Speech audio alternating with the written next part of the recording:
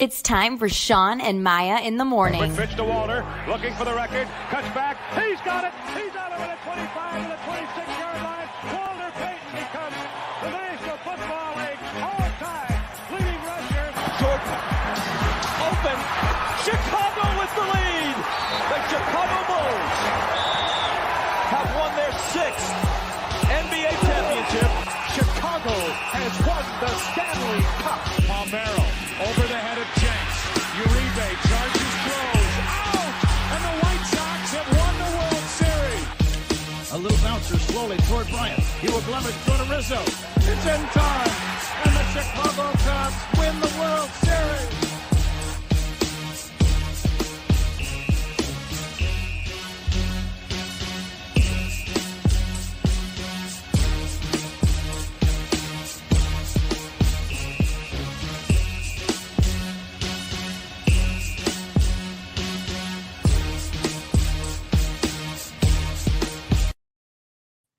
What up, what up, what up? Welcome to Shawn and Maya in the morning on this TGI Mickey Ficky Friday. It's the weekend, baby. And not only is it the weekend, it is Grown Man Christmas. That's what I'm talking about, baby. And that starts for Bears fans tonight as the NFL draft kicked off last night. Guys, thanks for tuning in. I'm your boy, the Superback Shawn Sierra. And man, we have a phenomenal show, and thank you for tuning in. Like I said, now if you're watching this on Facebook Live, well, then I guess you found us on Facebook. And if you're not following us on Facebook, what are you doing? All right, go to Facebook, type in Sports Zone Chicago, click the like button, and now you're following Sports Zone Chicago. And listen, while you're on Facebook, for a goof, why not? Go to the show's page, Shawn and Maya in the morning. Go to our show's page on Facebook, click the like button there, and now you're following the show's page as well, Shawn and Maya in the morning. If you're watching this on our YouTube channel, excellent. And if you're not subscribed to our YouTube channel, what? Come on, man. What are you doing?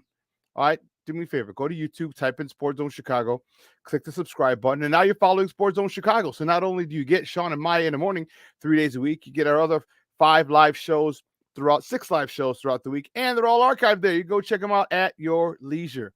If you're watching us on the app, that is even more excellent-er. You're following, and if you haven't downloaded the app, what? Roix? Raggy? All right, listen, here's what you do. All right, you go wherever you get your apps from, Google Play, iTunes, Amazon, Walmart, Kmart, 7-Eleven, Zayre, JCPenney, Macy's, wherever you get your app from, you type in Sports Zone Chicago. All right, you download it. You take us with you on the go. And now you're following Sports Zone Chicago. So not only do you get Shawn and Maya in the morning 3 days a week, not only do you get our other 6 live shows throughout the week, not only are they archived there like they are on YouTube and on Facebook, guess what? We have a slew, and I mean a slew of articles, thanks to my man Clarence Council III. My man is in charge of posting articles on there, Chicago sports articles on there. And man, oh man, there's a slew. That means a lot. There's a slew of them. Check us out there. You can also tweet the show. You can tweet us at Sports Zone Shy, at CHI, at Sports Zone Shy. Now, if you want to follow me, just me, personally online, you want to know what I did? Well, let me tell you what I did. You want to know what I did? Here's what I did. I made it nice and easy for you folks. Nice and easy. One handle for Facebook, Twitter, Instagram, Snapchat, and soon to be TikTok, even though I am over 30 years old. I shouldn't be doing TikTok, but I have to for the show. Anyway, all one handle at the Shawn Sierra. If you want to follow my lovely co-host, Maya Akai, you can follow her on Facebook and Twitter at the Sports Chica. If you want to follow her on Instagram, because you're an IGer and you do it just for the gram, just follow her at Maya_Akai. It's MAYA_AKAI. And I would be remiss if I didn't bring him out. He's the man who makes everything run smoothly here at Sports Zone Chicago. He's my Puerto Rican Swiss Army knife, my main man, Ivan Vargas. Ivan, what's up, Papa? How are you? I'm chilling. Ready for the draft. Good morning, everybody. Fired up, baby. Fired up. Yeah. In other news, the White Sox 9 times, 9 out of 10. I just wanted to let you guys know that. I'd like to rub that in a little bit. But, yeah, draft day, baby. Good morning, guys. And cuck the fubs. Just remember, cuck the fubs. All right. Anyway, but we're gonna ignore Ivan's stupid comment right there because we all know the White Sox are shit. And wait till he gets back, baby. Wait till he gets back. You want to start talking shit? Wait till he goes nutso, and then you're gonna have to play that every day. Every day, baby. You're gonna have to play that.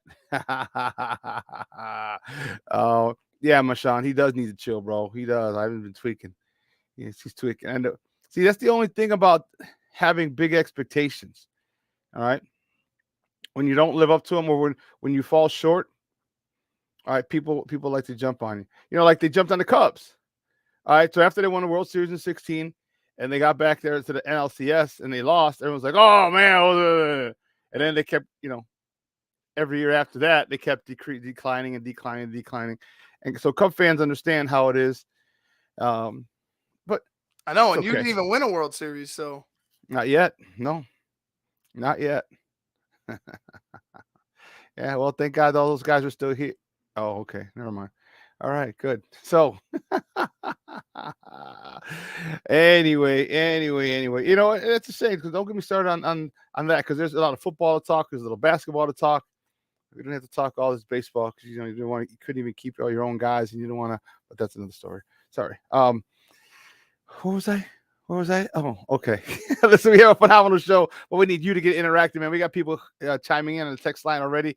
Whatever platform you're watching us on, whether it be Facebook, whether it be YouTube, whether it be your app, our app, just leave a question or comment on that platform, and it'll come up here, and our super producer, Ivan, will get it up on the screens. Cornelia Squalls in the house, baby. Oh, man. Wow.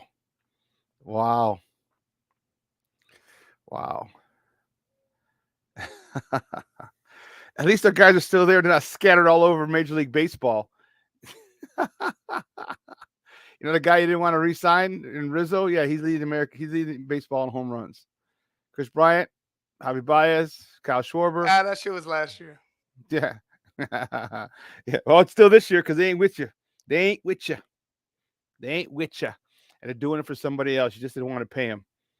Cheap bastards. Let's not pay our core. Go after another World Series. Let's just redo it over again and hell with the fans. Bump them. But that's no story. Anyway, we got Cornelius Squalls in the house. What's up, Papa Armando Lara Jr. in the house. Bashan Walls in the house. And we're going to have a whole bunch of other of the usual suspects checking in as the show goes on. Man, we have a phenomenal show for you, man. And it is going to be awesome. What?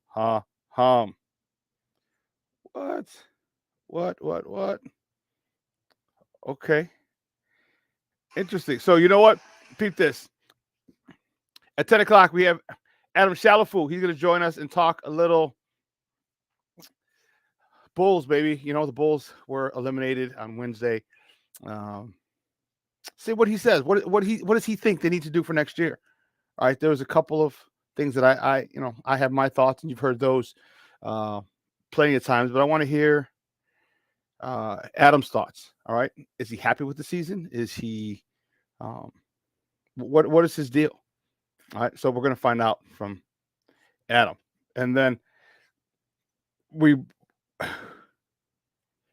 whoa. You know what? My guy just texted me at Lester. Will Fong Jr. is going to be able to come on today at 11 o'clock. Oh, snoozy. Wow. He didn't. I was texting him yesterday. He never got back to me. So I thought he was out, but he's in this morning. It was a long night. He was doing his thing with his draft. People got me this morning. So good stuff. Okay. So Lester at 11. And our guy, Phil Toshin, the draft doctor himself, he's going to be on today about 11:15, 11:30. Okay. To talk more Bears draft. I'm telling you, Phil coined it as Grown Man Christmas. And it is, so many things to talk about, so many plots and twists and turns. And, let me ask you a question.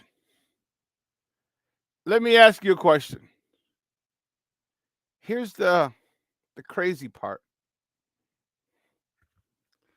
If you're Aaron Rodgers, are you pissed right now? If you're Aaron Rodgers, are you pissed right now? You see, 2 seasons ago, the draft was heavy in wide receivers. Okay?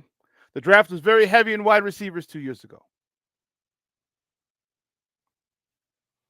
And the Packers had a pretty high pick, top 10 if I'm not mistaken. Definitely top 15. They don't get Aaron Rodgers any help, but what they do is they draft his successor in Trey Lance. Aaron Rodgers gets pissed. He is fuming. Fuming. So, fast forward to 2022. Wide receiver depth in this draft is very deep. Probably deeper than 2 years ago in 2020. And the Packers have 2 first-round picks. Let me tell you, they have 2 first-round picks through the Green Bay Packers, and they go defense with both of them.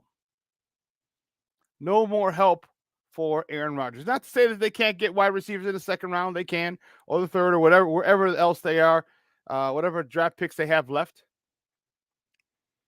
But you would think that, unless, I don't know if they spoke with him or not, because they're not obliged to speak to him. You're a player. I know you've earned a couple of MVPs, a Super Bowl ring, tons of all NL pros, all NFLs. I get it. But you're technically still a player. They don't really have to go to you or refer to you or confide in you. Who do you want? No, they don't have to do that. You may want it. You may want that type of, I don't know about respect, but you may want that courtesy, but they don't have to do that.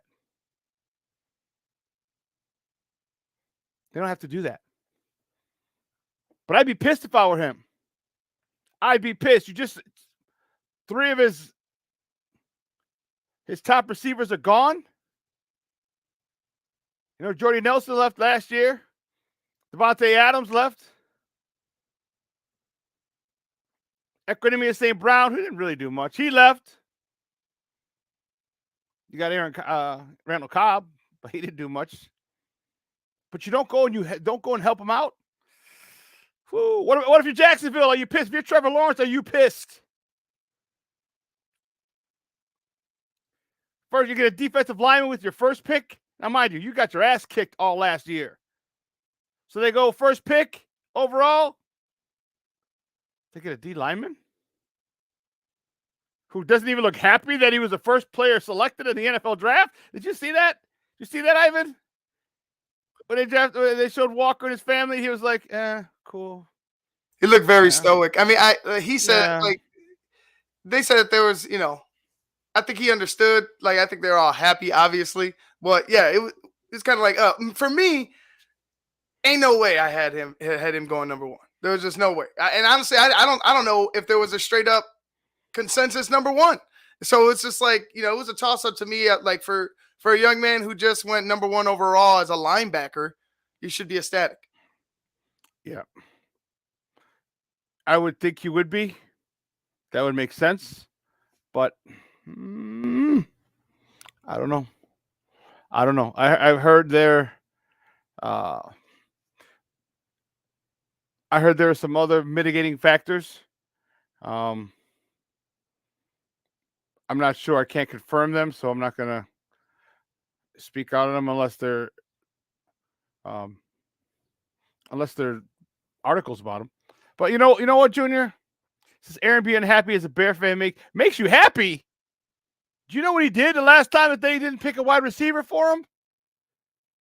Do you not remember what happened in 2020? That son of a bitch went out to be the league MVP. No, dude, don't piss that dude off. Don't piss that dude off. Look, we don't have to like him. I can't stand him. He's a malcontent. He's a diva. He's a this. He's a that. He's a little petty baby, crybaby bitch, whatever. You know what? He is a damn good quarterback. He is one of the best quarterbacks. He is arguably the best quarterback in the NFL. Don't piss him off. Do not. Okay? Do not. Okay? Okay. Man. Anyway. I was going to say real quick, the reason I think that, since we were talking about that team up north, the reason I think they went defense because they didn't get the receiver that they wanted. I think if it were to have been, maybe a little bit more of a run on defense, or maybe another offensive lineman got selected or something like that, maybe they wanted one of the Ohio State wide receivers and they just didn't get him falling that far. Or maybe it was Jamison Williams. It's just, regardless of what happened, I think they let the draft dictate who they were going to select. And I guess they rated them high. Defense. They're preparing for Justin Fields with those 2 picks, I feel like. Well, it's not. Let's remember, everybody is, dude. Everybody. Cornelius, same thing, bro. If he's pissed, I'm not. You're elated? I'm not, dude. I'm not. I am not. Hey, you don't poke a sleeping bear. All right? Like I said, we can call him all kinds of names we want. We could make fun of him all we want. That Joker is a winner. That Joker has beat our ass ever since he got the starting gig. All right? And then to piss him off? Yeah. I agree with you, Ivan. There's a lot of wide receivers who went. Where did they go? 16 to 18. 18, I think, is when the run on wide receivers stopped. Yeah. 18, that was the last. Treylon Burks was the last one from Arkansas. He went to Tennessee, and that's because Tennessee traded A.J. Brown, and A.J. Brown turned right around and signed a 4-year contract, 4 years, $100 million contract with the Eagles. Holy shnikes. 57. Here's a $57 million guaranteed.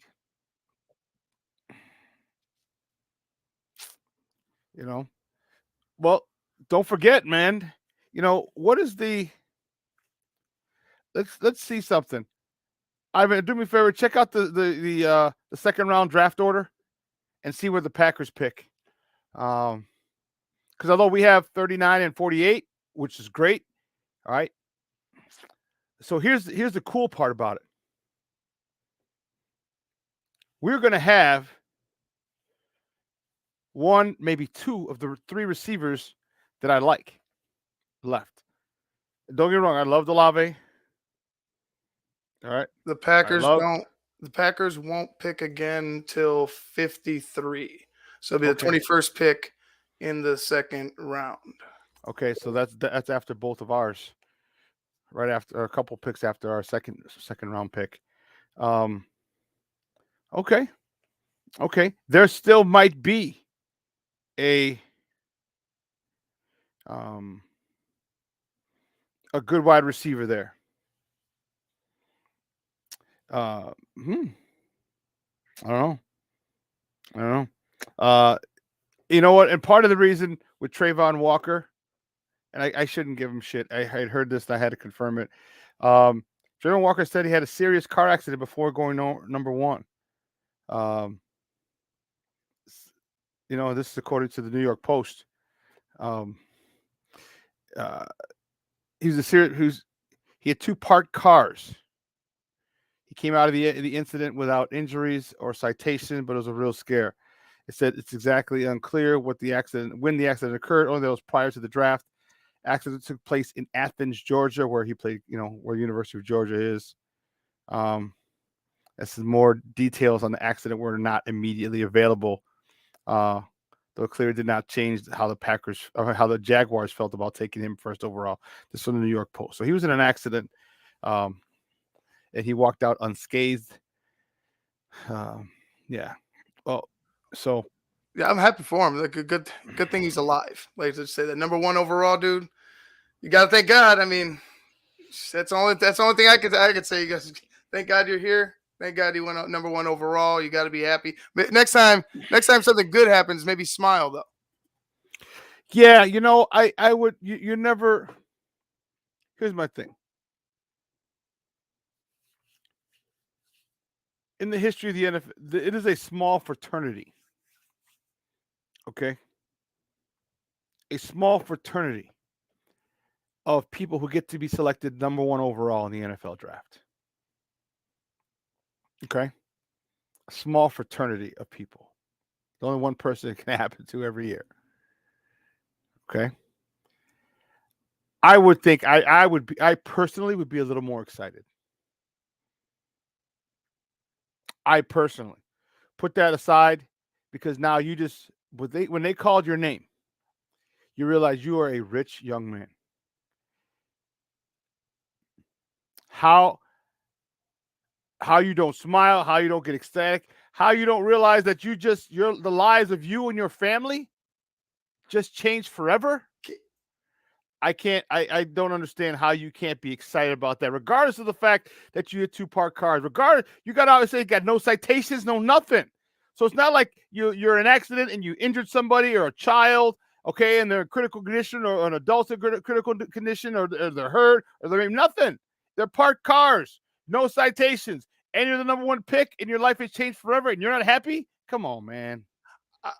I mean, no, man. Like I said, I know a couple ways you can hit two parked cars. I'm not going to speculate on it, but like I said,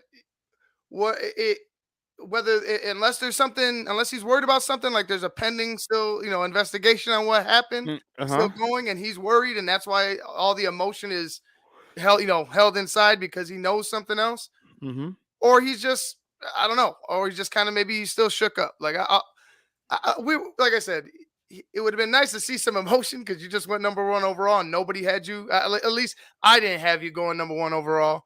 But who knows? It might be deeper than we think. It could be. It could very, very well be. So, well, to each his own. But yeah, there are so many different angles, so many different stories. And this is why in the history of the NFL draft, no one has ever guessed the first round exactly. There's just so many curveballs that are thrown. So many. So it was fun watching it yesterday. I joined my guy, Phil Atoshin, who's going to join us today at about 11:30. I joined his show yesterday, and it was fun being on there. And he's joining my show today, at 11:30, as I mentioned. So it's good time. Good time. We're going to be hosting a draft show tonight. What time does it start? 6, Ivan? I'll be on at 6:45 talking draft. Does it start at 6? No, it starts at 7, but I'm gonna go on at about 6:45 to shoot this shit a little because I haven't been on in a few. Well, I've been doing Sports Zone work. That's why I've kind of pushed it off to the side this past couple weeks up until the draft. So okay, well, it says 6 o'clock in the newspaper today, so I think you may want to get on a little earlier. Oh, yeah, then I will adjust that because I looked at the newspaper and it said 7, or I looked at the website, it said 7, but I will adjust that 7 Eastern. So we'll talk about 5:45. I'll be going on now. So yeah, change of plan. No worries, sudden change, it happens. We can do it. Yeah, 6 o'clock today. Because I'm excited, man. It's going to be awesome. I'll probably have my I'll have my Justin Fields jersey on because who are we going to get to help him? Are we going to get someone to protect him, or are we going to get a playmaker? And we were talking yesterday on Phil's show, and he went around the panel and said, okay, who do you want, Alec Pierce or Christian Watson? I chose Christian Watson. It was actually split down the middle, 4-4. Half wanted Christian Watson, half wanted Alec Pierce. Then the question arose. They said, what if they're both there? And I was like, okay, Christian Watson. Then they said, well, what happens if George Pickens is there as well, and you have all three receivers? I was like, still Christian Watson. And then they said, let's say if you take Christian Watson and Alex Pierce is still there 9 picks later, would you take? I said, you know what? If there's a way that you can get both. So then my thing is this. Who do you think people would be more apt to go after? Okay. Alex Pierce or Christian Watson? Because you got to figure out who's high on their board, who would want him. Because our picks are 9 picks apart. 39 and 40 and 48. No way. No way. No way. Malort's. Oh, Lord. Like drinking gasoline. Yeah, it is gasoline. That's disgusting. Yeah, I'm telling you, I had Malort one time in my life. Once. That's it. I mean, there'll be beverages. There'll be a beverage, but it's just not going to be that crap. And now you see they're selling it in cans now. The fudge. Did you say in a can? Yeah. Oh, dude, that just made me. Oh, that's disgusting. But anyway, yeah, we got a lot of wide receivers. All right, we have some old linemen. Man, I like both. I like both. And I like both. You have to take Watson. You can't teach height and speed. He can work. Just catching like Mooney has, and people forget when that. Well, here's the thing. If you're talking about his drops, Devon, you have to understand he's got a high drop rate. But you have to here's the thing. He didn't have very many balls thrown to him. So if you if you get 10 passes thrown to you and you drop 2, okay, that's a 20% drop rate. Like, oh my God, you're horrible. If you get 100 passes thrown to you and you drop 2, that's 2% drop rate. Now it's like, whoa. All right, it's the percentages are so much higher because he didn't have a great quarterback play. So the number, and they're running team. So the amount of balls that were thrown to him, okay, he probably should have caught more. But let me tell you something. When that's not the focal point of your offense, it can be. It's a situation where a little brain fart, and I'm not excusing it. I'm not saying it's okay. Trust me, I'm not. But I've seen it happen where if you're not throwing the ball, you got to be more active. Okay, if he threw the ball all over the place, here's why. He'll focus a hell of a lot more. Okay, because if you go to an offense that has Russell, he did catch everything. You know why? Because there's competition. He was so much better than everybody. And I think that sometimes when you're so much better than everybody at the level you're playing, there can be a sense of how can I put this? You may not be as sharp or as focused all the time. Okay? So, but when you come to the NFL, there's no ifs, ands, or buts. All right? There's no, I'm better than everybody. No way, Jose. Trust me. You said he was catching everything. Yeah, Russell. Man, they were talking about him. His draft status shot up. Okay. And then you got Darnell Mooney. You got Justin Fields. You got a whole bunch of other guys who are counting on you like, oh, homie, you need to step your game up. You need to step your game up, Papa, because, we don't do that shit around here because, trust me, the NFL means not for long. They will cut your ass. And here's the thing. I hope we can get 2 of those receivers. Any of those 2, any combo. If we don't get Christian Watson and we get George Pickens and Alec Pierce, shut the front door.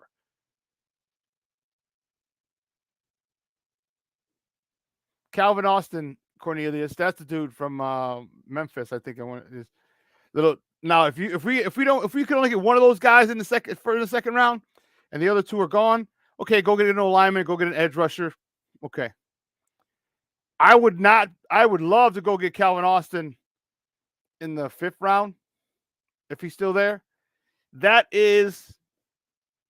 the little slot guy that annoys the shit out of you.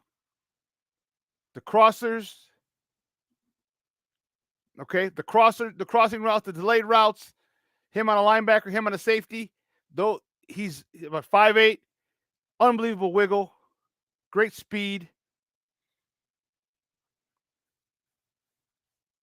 But if we can get, I'm just praying. Christian Watson and Alec Pierce, George Pickens, Christian Watson, any combination of those three, shut up. Yeah, he might be gone by the 5th. We would have a 3rd, but no, we need other.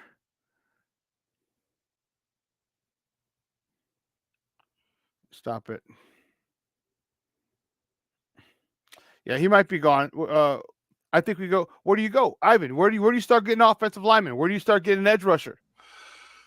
Well, I mean, you could, if they don't trade back, obviously I'm going to go with an offensive lineman with that 2nd pick, or maybe they go with the 1st pick. I'm not quite certain. I would want a receiver just because you saw how the receivers, how the top end receivers went like that. It was just they were gone, and then after that, it was a crapshoot. You saw a bunch of trades, and I don't want to say all those teams needed a wide receiver, but you saw a bunch of trades, trading down, trading back, for defensive, more defensive players than anything. So it's like once the wide receivers went, it was kind of like, all right, everybody expects or everybody has graded this other crop of wide receivers into the 2nd day, into the 3rd day, and they're going to go ahead and continue to fall. I feel like you're going to be able to get a wide receiver at the top of the 2nd round, and then you could just go ahead and pick and choose. I mean, if Alec Pierce is there, if you stay pat and you keep the 2 second-round picks, and you go back-to-back wide receivers, 1, I'm going to have a lot to say about that because I mentioned that last week, and 2, I just think you're saying the talent at the bottom end isn't better than these 2 guys, and I feel like I think we all get very starry-eyed with the speed and stuff like that. But these guys got to get hit. These guys got to play. These guys got to run routes. And I think that we're coveting too much of one position. I think that's wide receiver. I think we're thinking that the wide receiver position is so deep and talented. But I think the top end is going to show that either the top end and the bottom end is going to be all right, but not as skilled as we all think. Okay, that's an interesting perspective. Yeah, I wouldn't be mad if they grab 2 wide receivers. All right, I know you have a big, and you did mention it a lot last year. Offensive line too. I want that lineman. Don't get me wrong. I'm not as concerned about the offensive line as everybody else is. All right, we've signed a couple of free agents this offseason, recently. All right, so we have more than enough bodies. Trust me, Sam Mustipher's not going to be right guard. All right, he's not. He was just there in OTAs or the voluntary mini camp because he was a body. We've signed more than enough veterans. We're going to sign a whole bunch of undrafted free agents. Remember, let's not forget about that. That's going to be a big pool. All right, that's going to be a big pool. All right, and I was talking yesterday on Phil's show, and offensive lineman, you have to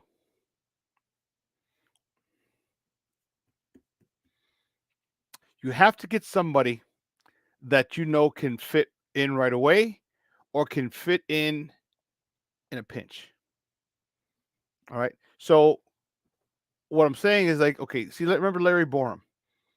His body type wasn't what they wanted. Well, that's at the University of Missouri. They wanted him to get bigger, get stronger. Because they were just man on man, boom, let's go. Move people out of the way. You're going to be able to get a lot more guys, especially in the back end or later rounds, who are coming out of zone block systems. And you're going to have to choose from those particular guys. And this is what I think Ryan Pace has done a good job to this point, signing guys who fit their system. So if you might get a guard, but he doesn't come from a zone blocking system. Doesn't mean he won't be good for us, but it means there's going to be an adjustment period. If you can go get a guy who comes from a zone blocking system, one of the best, and he excels in that type of blocking scheme, then that's what you go get. You get a guy who fits the system, because this is a system he's been playing for the last 3 or 4 years, maybe 5 years, depending. And the older he is, if he's a junior or a senior, if he came back for that senior extra year, if he's 4th or 5th year, or hell, even his 6th year, oh man, this is what you're talking about. In that same system, now you're cooking with gas. I would be comfortable. Like I said, I would be comfortable if they went and focused their top end draft picks on offense and went ahead and found some dogs at the bottom on defense, because you can get a guy with a high motor and coach him up and get him stronger, and he could become something. I'm not saying to go looking for project, like expecting a lot of projects to come through and be, Richard Dent. But what I'm saying is that you could accumulate and you could get a defensive player to. I think it's easier to get a defensive player to outperform what where he's rated or what he is at the moment, if with good coaching, right? With good coaching, a high motor, and the will. You know what I'm saying? You have Nick Morrow, undrafted linebacker, high motor, motivated, the ability to study the playbook and the will to want to study the playbook, and look where he's at now. So I feel like, defensive wise, I think you have more room to play with than offensive wise. So I'm expecting a lot of offense at the top of the draft for the Bears, depending on what they do with these 2 second-round draft picks. But I mean, there is a lot of holes, and I wouldn't be surprised if they trade 1, maybe even 2, if they could stay close to the top at that 48, 49, if they could stay 48.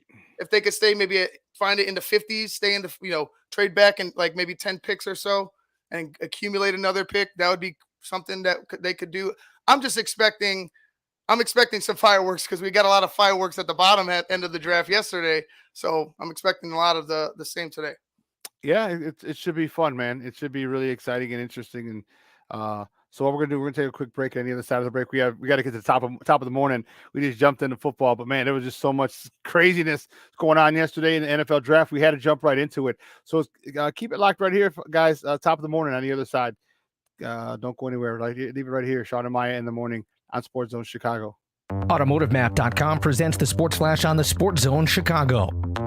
The Braves beat the Cubs 5-1 on Thursday. Ronald Acuna Jr. returned to the lineup for Atlanta. He went 1 for 5 with a pair of stolen bases. Kyle Wright pitched 3-hit ball over a career-best 7 innings. Austin Riley and Dansby Swanson hit solo homers off former Braves pitcher Drew Smyly. The Cubs dropped to 8-11 with a loss. In 10 innings, the Royals beat the White Sox 5-2. Rookie Kyle Isbell hit a 2-run single in Kansas City's 3-run 10th. Whit Merrifield scored the go-ahead run in the 10th when White Sox catcher Reese McGuire was charged with a passed ball with the bases loaded and 2 outs. The first round of the NFL draft was last night in Las Vegas. Chicago didn't have any first-round picks. They've got a pair of selections in the second round, 39th and 48th overall. The Blackhawks wrap up the NHL season tonight at Buffalo. Chicago with wins in 2 straight. For lightning fast sports updates, download the Score app. It's free and one of the most popular sports apps in North America. I'm Chuck Sanders. That's the Sports Flash on the Sports Zone Chicago. It's Macy's Friends and Family with an extra 30% off special gifts from top designers just in time for Mother's Day when you use your coupon or Macy's card. And take 15% off fragrances, skincare, makeup, and more great gift ideas. Going on now at Macy's. Plus, Macy's Star Rewards members earn on every purchase except gift cards, services, and fees. Sign up today at Macys.com/Star Rewards. Savings off regular sale and clearance prices. Exclusions apply. Nobody protects you from mayhem like Allstate. I'm a speed bump. Did you hear what I said? I'm a speed bump. And if you have cut-rate car insurance, the cost to reattach your muffler could really be a bump in the road. So switch to Allstate, save money, and be better protected from mayhem, like me. Based on coverage and limits selected, subject to terms, conditions, and availability. In most states, prices vary based on how you buy. Allstate Bar and Casualty Insurance Company and affiliates, Northbrook, Illinois.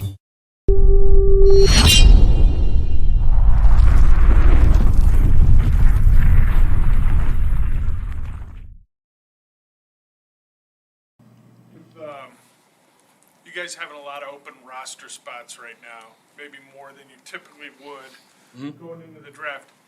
Did you adjust how you did anything to compensate for the likely need to sign more UDFAs than perhaps usual? Anything different? No.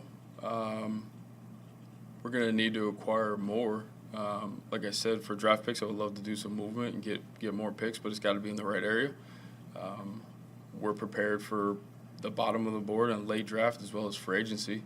But really the approach is the same, it's just the volume is greater.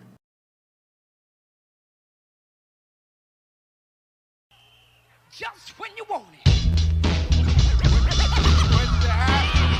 Top of the morning to you. Top of the morning to you. Top of the morning to you.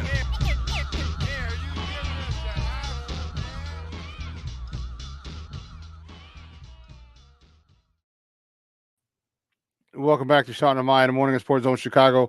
And this is beginning a little late, but beginning our first segment, the top of the morning segment. And before coming out of break, that was our general manager, the Chicago Bears general manager, Ryan Poles, talking about, we want more. We want more picks. So don't be surprised if he trades back. I don't think I'm not too worried. Here's why. The Bears have a ton of open roster spots, okay?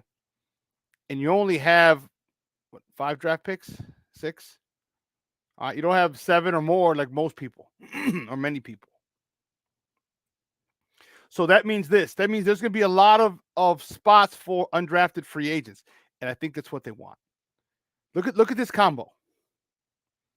Look at this combo.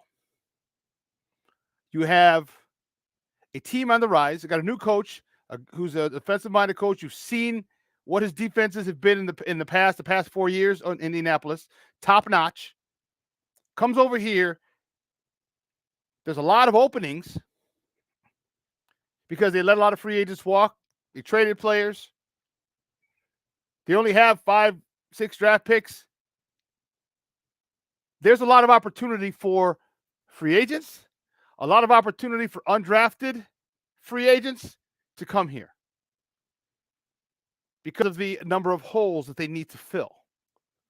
So do not take that, do not forget about that. But let's get started. First top of the morning, talk to my White Sox. Goodness gracious, great balls of fire. My White Sox lose to the Kansas City Royals 5-2 yesterday in 10 innings. Michael Kopech, he went 5 innings, 3 hits, 2 runs, both earned 4 walks, 3 Ks. Lurie Garcia 1 for 3 with a homer, his first RBI, and Matt Bummer gives up 3 runs in the 10th to lose the game for us. Actually, it was a pass ball which started it by McGuire, the catcher, and that opened the floodgates, and that was frustrating. That was very, very frustrating on a cold day out on the south side. I actually had tickets to go to tonight's game. Tonight's game is going to be Lucas Giolito and Noah Syndergaard. That's going to be a hell of a pitching matchup, but we got the show to do, and they both start at 6. The draft starts at 6, and the Sox game starts at 6:10, so I couldn't do it. But yeah, it was rough. The White Sox have lost 9 of their last 10. They, along with the Cincinnati Reds, are the only team in the last 10 games to have lost 9 of their last 10. So it's unfortunate they're going through a thing. I was hoping that they were able to get out of it, and when they snapped the losing streak 2 days ago. Hopefully, I was hoping they'd be able to parlay a couple or stack a couple wins, but it wasn't meant to be. Poor defense again, and it's tough. It's tough when it's poor defense and it's your catcher that is known for defense. Yeah, it's tough. So, anyway, next top of the morning topic: the Bulls. The Chicago Bulls were eliminated on Wednesday from the playoffs by the defending NBA champion Milwaukee Bucks. It was a blowout. It wasn't even this close. A couple good things and bright spots.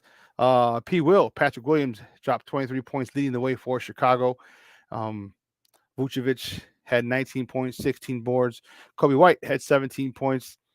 DeMar DeRozan dropped 11. And don't forget, Zach LaVine and Alex Caruso were not available. They're both in protocol. Zach was in COVID protocol, and Alex Caruso was in concussion protocol. So they did not play. Milwaukee, they just did what Milwaukee does, man. And their second unit team really stepped up. Giannis had 33 and 9. Bobby Portis, he stepped up into the role since Chris Middleton is out.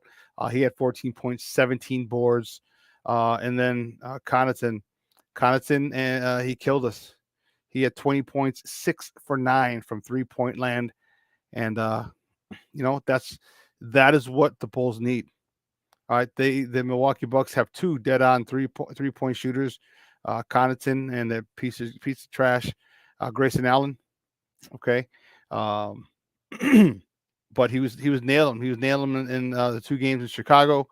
That's what we need. We need a player like that who can just consistently knock down threes. And that's what they need to go shopping for in the offseason, because it was frustrating. Every time we got a run, hell, even Bobby Portis, you see here, was hitting from 3. And, you collapse, you play good defense, and they kick it out, and those threes just continue to kill you. And guess what? They did. So frustrating for the Bulls. But hey, it was overall, looking back on it, it was a good season. If I look at the micro, if I look at it here, say the Bulls, the way they got eliminated, the way they went into the playoffs, stumbling into the playoffs, losing, or winning only 1 game, I could say it's a failure.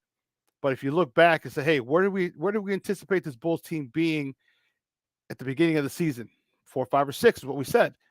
All right, they were in the 6th. They were in the 6th spot. All right, they made the playoffs. We not the play-in. They made the actual playoffs, so we were good there as well. So they reached the level we thought. All right, I was just a little upset because they teased us a good bit by staying in first place for the majority of the first half of the season.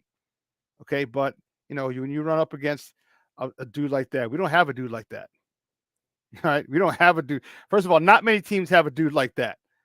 Okay, but we need a bona fide superstar that gets calls, can run people over, and not get called for charges. And I mean, we need a guy like this.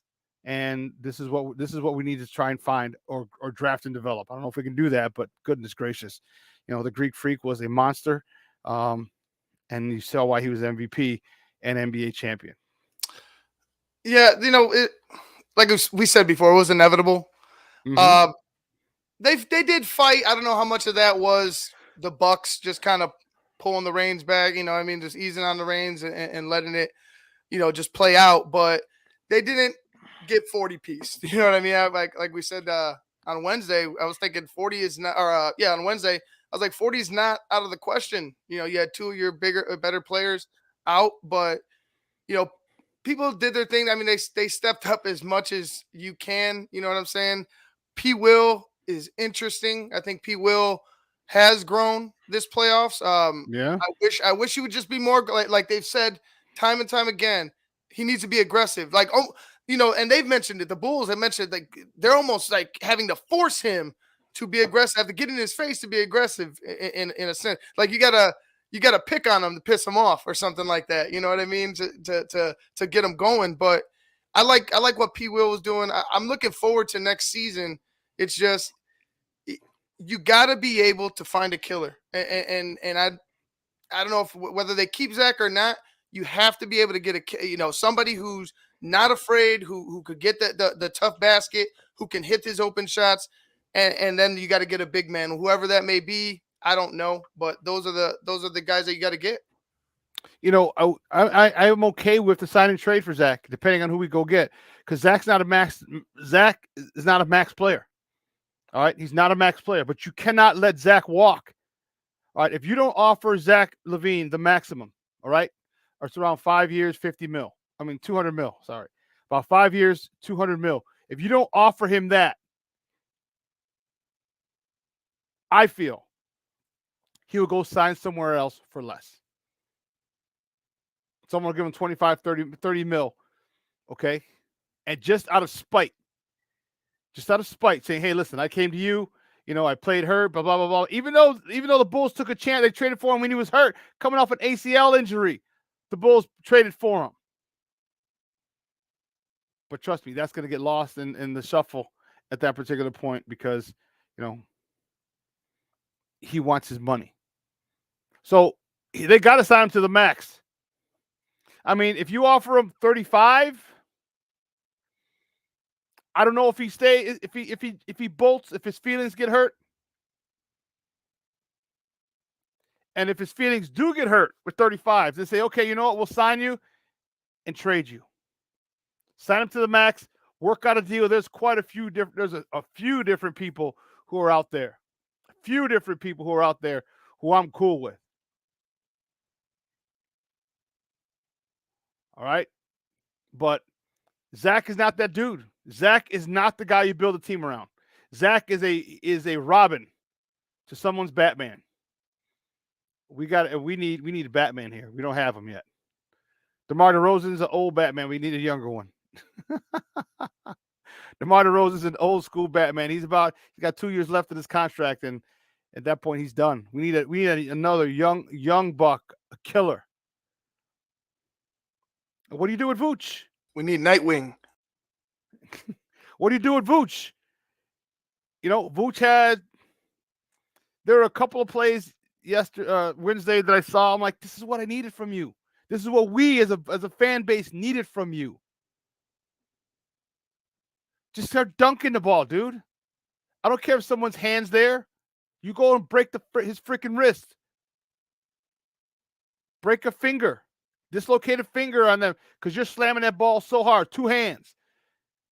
I talked to you about having an attitude. How many times have I said this, folks? I need people with an attitude. It doesn't matter what sport you're playing.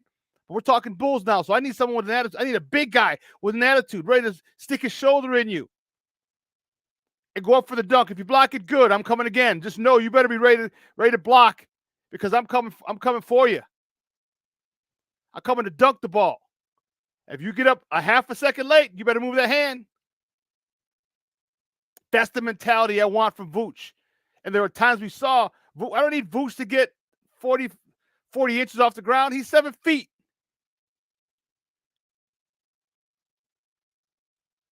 He can dunk on a consistent basis. It's the attitude that he needs. Can he get it on a regular basis? I don't know. But Billy Donovan's got to tell him, get your ass in the post, get people afraid of you in the post, then step out. See, the thing that they don't have him doing, which I think is a huge thing, is stepping out, giving him mid-range jumpers off the glass, 10 feet, 7 feet, 4 feet, 3 feet, 12 feet, 15 feet. Move him out, move him around, get people out of the lane, because when you do, now you can have Zach and DeMar go. And then I saw yesterday, I'm watching, what game was it? Son of a biscuit. There were so many games. There was a Phoenix game. He got into the lane, and there's a defender there. And he just pull up. Just pull up, short jumper. Pull up, short jumper. You're not going to the rim. You're not challenging a shot blocker. You're not challenging a big body. Once you get around a screen, and the defender's coming off his guy, just pull up. Just pull up. And if your guy is smart,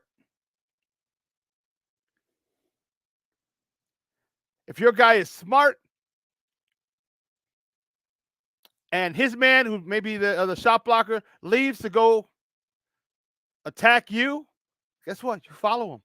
Because now here comes the bounce pass, and you got to dunk behind him. Sometimes, as Stacey says, sometimes this game is so simple. Sometimes this game is so simple. But they make it hard.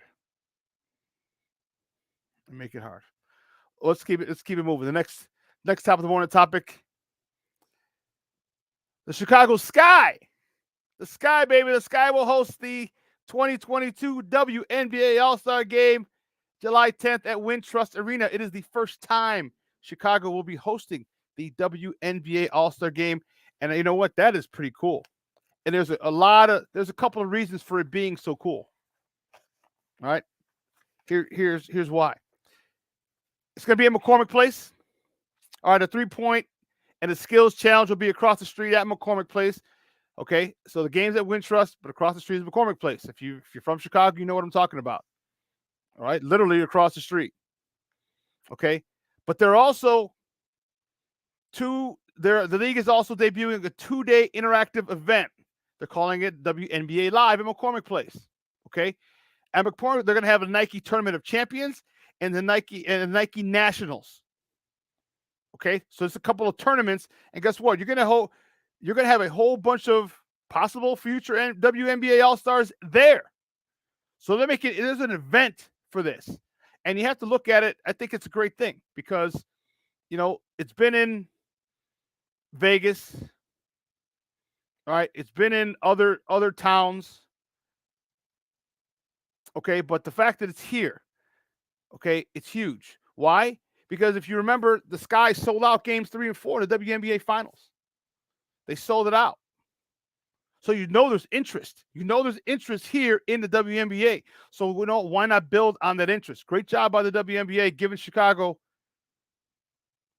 the WNBA All-Star Game July 10th. That's going to be pretty dope. So you got the tournament, the Tournament of Champions and the Nike Nationals on the same weekend. You're going to be all basketballed out. That's going to be really, really, really, really fun to attend this summer. Well, let's keep it moving. This is one of the things that I was concerned with.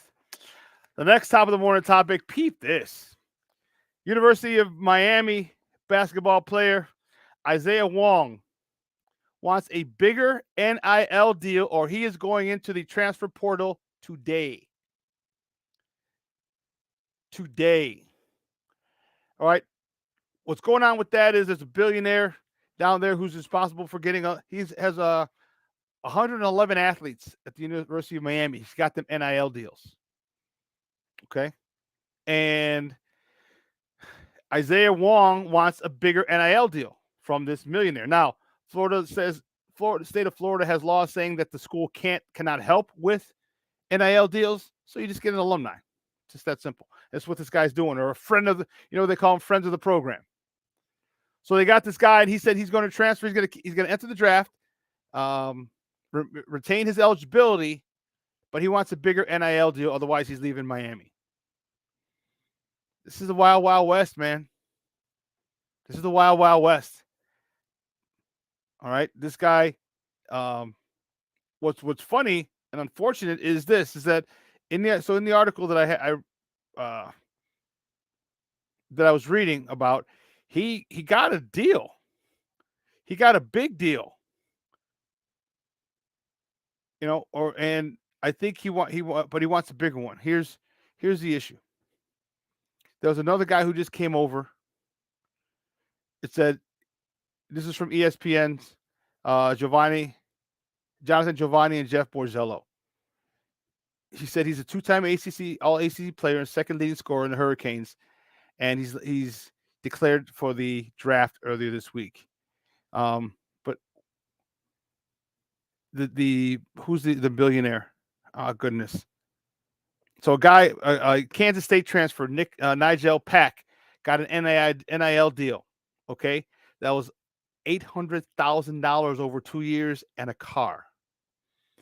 Pack was considered the number one player in the portal before he committed to Miami.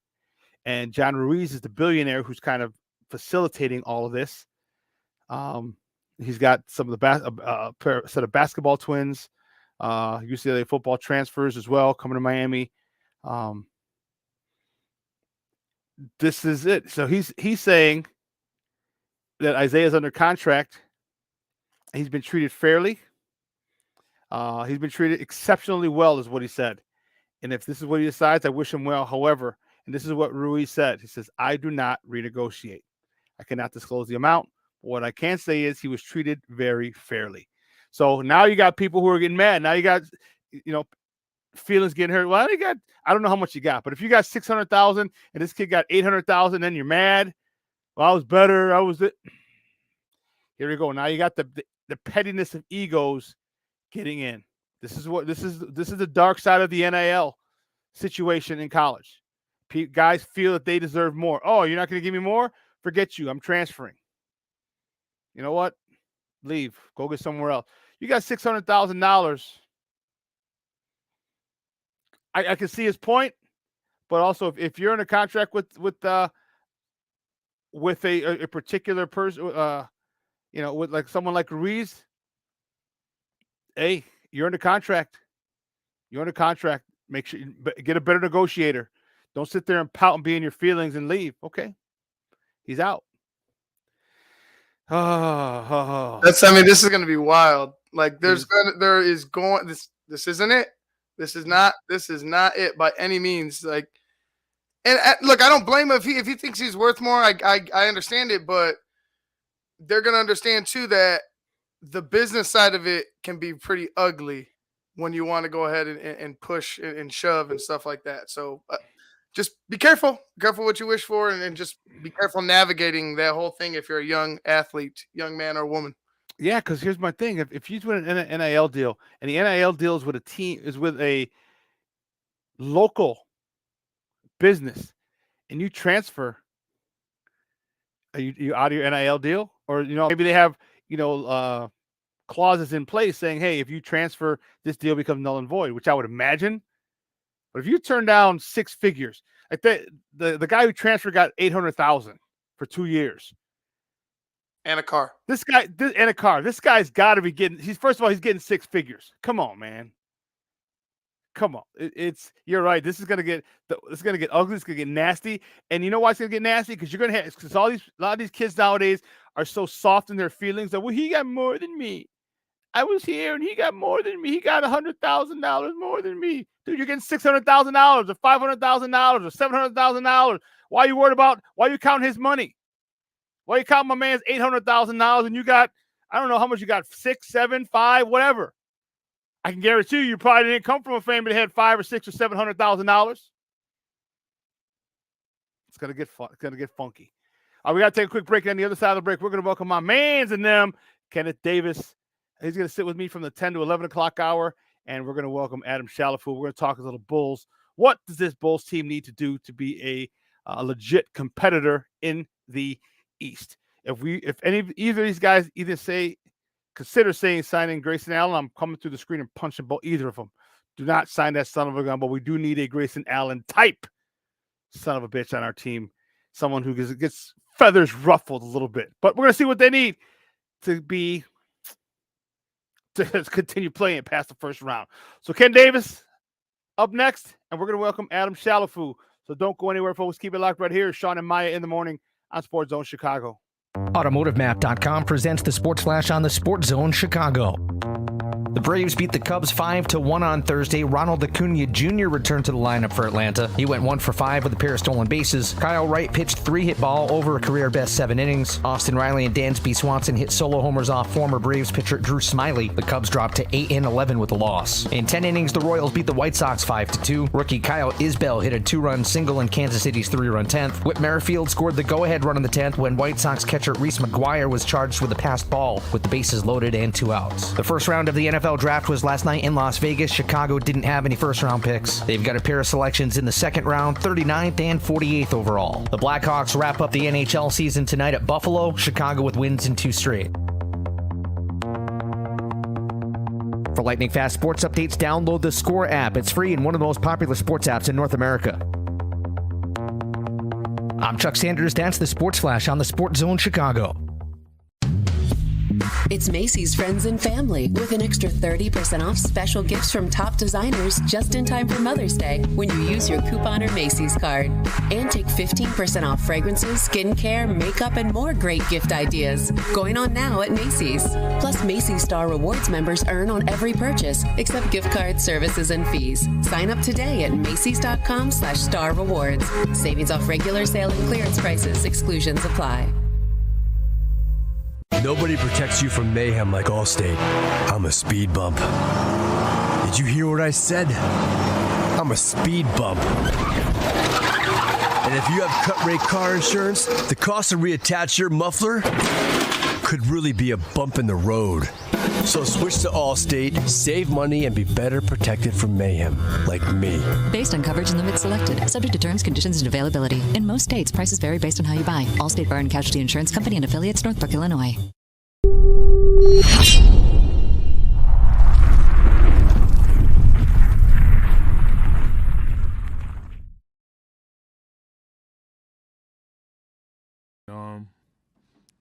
Couldn't have went a better way. It's been a great year to say the least. Honestly, just being around the front office, teammates, the city, everything has been something more than I could have imagined. It's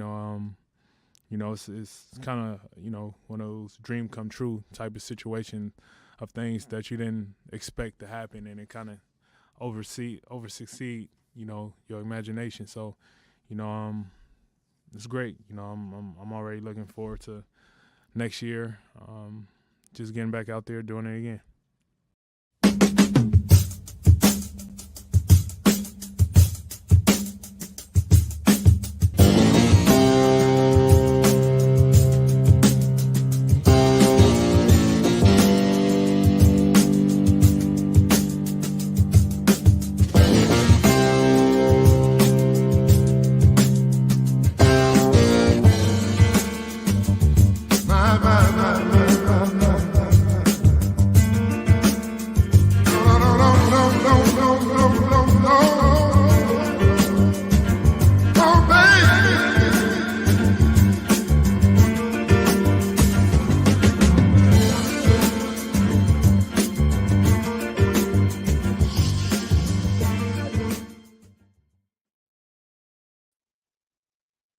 Welcome back to Shawn and Maya in the morning on Sports Zone Chicago on this TGI Mickey Ficky Friday. It's the weekend, baby. And you see my guy, my man's next to me. My man's in them. He's the host of the Under Center podcast. You can find him on Twitter at That's Davis, as you see right there on the screen. My man, Ken Davis. Ken, what's up, Papa? How are you? You excited? I'm fired up for tonight, baby. I'm fired up. 39 and 48. Let's do it. I just want to know why we're talking about this. Well, because we needed to. Why do you want to bring me down? Like, I look at the topics today, and it's like, I'm being quite honest. These are things I've pushed to the side. All right. These are things I have not done. I'm going to enjoy life, Shawn. If you like torture, do it. I don't like torture. So I've been living in La La Land, right? Enjoying my life, imagining stuff on the Bears front. I'm like, what? Okay, let's do this. At least I get to holler at him. Because we didn't get a chance to talk Bulls right after they lost, because we talked beforehand, and we want to wrap it up, tie it up with a nice bow. It doesn't need to be tied up. It doesn't. It's been tied up. It's been tied. No, we need so closure. tied. The closure happened. The closure happened already. All right. We talk about it, and then we put it away. Then we need to discuss our feelings. Well, and then we're gonna get into some Bears talk, because I'm fired to freak up. Well, all right, we're gonna welcome our next guest, man. He is a good friend of the program. He's out in Fargo. Woo, Charlie. Fargo, baby. Cold as a mother Hubbard. He's wearing I see he's wearing a flannel, so it looks like it's probably cold again out there. I'm gonna ask him how cold it is. He's with KVRR Sports, but he's also the creator of the Hoopstradamus and Running with the Bulls podcast. You can find him on Twitter at Fargo Foo. That's Foux. Guys, let's welcome back to Shawn and Maya, Adam Shalafu. Adam, what's up, Papa? How are you? It's not that cold today. It's not snowing. It's raining. Oh, okay. What are summers like, Adam? Have you been there long? Have you been over through the summer yet? No. Okay. I'll believe it when I see it, Ken. They say there's a summer up there, but yeah. So I've been told. Don't worry, man.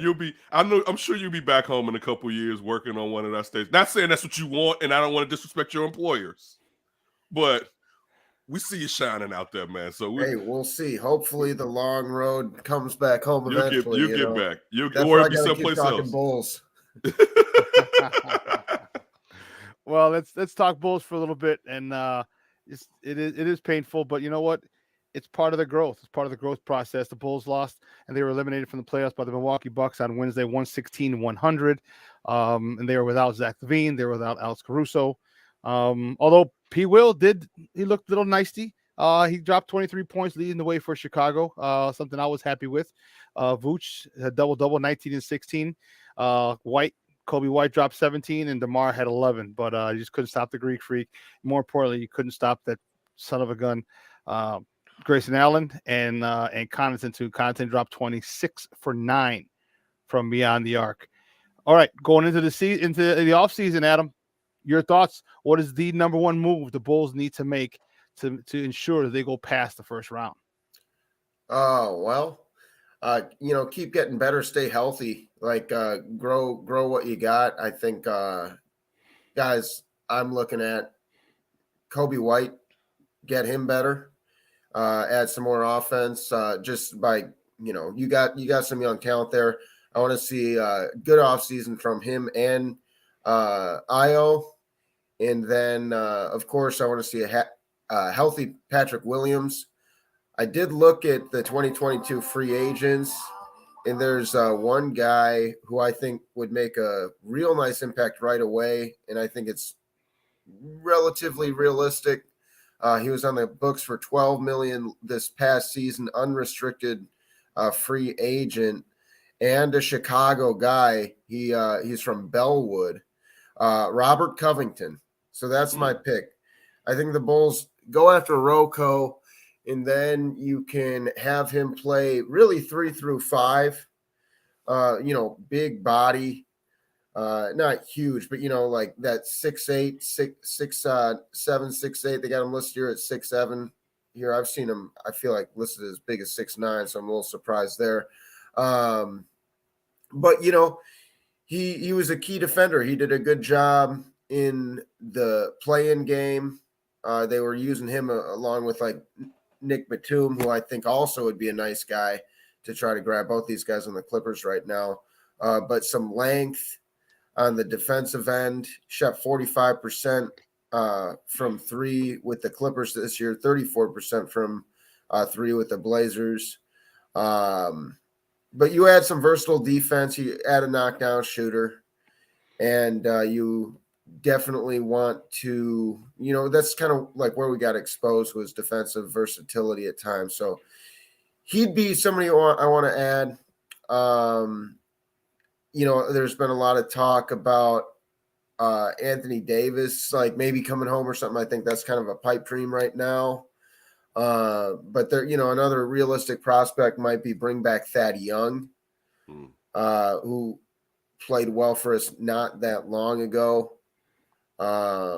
Gary Harris would be another option, but I think they got to kind of add some like length, affordable length, defense all over the floor. Backup center's got to be addressed. JaVale McGee might be a good option. But the thing is, they aren't going to be able to, they just don't have the cap to go make a huge splash. It is what it is. Like, priority number one is going to be signing Levine, and prepare for a stressful process with that. I don't think it's going to be something that's done right away, just because I think both parties have reasonable desires that are going to take it. It's going to take a compromise. From Zach's point of view, give me the max. Are you kidding me? From the Bulls' point of view, they're like, this is a guy with substantial knee injuries throughout his career, and someone who not a max player. Bottom line. They're not going to say that to him. I mean, they can't say that to him, of course. Is right. Is he going to play? And he plays when he's healthy, don't get me wrong, but it's concerning when someone has a knee injury and they take a look at the knee and they're like, well, we don't see anything wrong with it, But Zach, he deserves the max. We'll see what happens. But that's going to prevent them from throwing any huge money at anybody. I'm with you. As far as the max, I think you got to look at it as far as how it's set up. It's not superstars get this. It's if you have this amount of talent and there is a desire for you, then you can get the max. And he deserves the max as far as where he's at. He's made 2 all-star teams. He was 12th in the league in scoring this year, I believe, something like that. Like, sounds about right. Yes, now would I want to pay him a max as a Bulls fan? No, I would prefer for them to have $10 to $15 million off of that to use someplace else. But that's not on Zach to provide you with that when he kind of got a good deal from the deal he signed with the Kings, basically. Because if people were wiser then, another team probably would have offered him about 100 to see what the Bulls was necessarily going to do, because you could kind of look at the upside. The problem, I think, with the Zach deal would be, depending on the length, if it's a 5-year deal, that 4th and 5th year, if Zach's knee is a real issue, because then you're probably going to look at some degeneration or something like that. And then but that's kind of how some of these NBA contracts are, depending on what age the players are. Now, Zach by any means isn't this player or never had this player's career, but that's like the back end of our James Harden contract. You're not going to really like it or want to hold on to it. And to be honest with you, if I was the Sixers, I wouldn't even re-sign James Harden this offseason. I would be like, you know what, buddy, that's a large amount of cap space right there. I could do something else with. You know what I'm saying? Like, that's what I would do. You know what I'm saying? But that with Zach, let me ask you this. Take away from the Zach thing. This is a rumor that's been floated around, and I just want to get both of your thoughts on it. Vooch, I believe Vooch and P. Will, I don't know what else would have to be thrown in as sweeteners for Zion. And all right, and when it's one thing I heard on 670 to score a couple of times, right? And my first thoughts is how Zion's always out, right? And his body is built to go kaput. You're just not supposed to be that thick and be that explosive. Regardless, I mean, some things he blew out a shoe. Damn it, he blew out a shoe. No, nature makes mistakes, and I mean this in a positive sense, right? Like, you should be playing football and not basketball. Damn it. Right. So I just wanted to know your thoughts on this hypothetical, because it's been floated around on big time stations here. So it's not just totally pie in the sky. But what would your thoughts be, Adam, about perhaps the Bulls not giving up outside of P. Will, but a core value? I mean, Vooch's core value, but we all would move Vooch for something like a Zion, depending on what the sweetener would have to be. You know, it would honestly scare the crap out of me. I mean, the guy didn't play once this year. He looks pretty good in pregame warmups for whatever that's worth. He can windmill dunk like a son of a gun. Yeah. But I think Vooch, I really want to see stick around. I mean, he was the best player by far in the playoffs for the Bulls. And like, he's going against like one of the best front courts in the NBA. Like, the guy was gobbling rebounds. I think you need him for his passing and floor spacing. Some people are a little concerned he's going to turn 32 October 24th. His game ages, though. His game ages well, because he doesn't use athleticism. Yeah, and he's on like a team-friendly contract because it's like less money every year. I have had this, like, I don't have any information. I don't have any like real reason to say this, but I've had this feeling that we're going to wind up with Zion, because the Bulls are an attractive market, I think. And Zion clearly isn't happy in New Orleans, and this would be like a perfect fit from a basketball standpoint to have him at the power forward, because, you know, he's got a rapport with Lonzo. He would be able to play our run and gun style. He would definitely solve a lot of strength issues. He's one of the strongest guys in the NBA. But it's like the same thing with it's worse than Zach LaVine, right? Like, is his body a ticking time bomb? And you look at the situations that it can put a franchise in, where the Denver Nuggets, you know, like Michael Porter Jr. probably earned that bag, but is that the worst contract in the NBA now, to have somebody who's getting a max that isn't playing? Yeah, I hear you, man. I don't know if I want that though, man. I'm not. I see him as an athlete. I don't see him as a guy you built. I mean, I don't know. He's talented, but there's something about him. Like, I'm just not. I don't know about If he was healthy, clear the deck. But he's bring not. him here. I'm just saying basketball. I mean, when you look at when he was healthy, what he can do. Yeah, in high school and at Duke, and I'm talking about not this season, last season. You know what I'm saying? Like when you look at it in the pros, how he can change a game.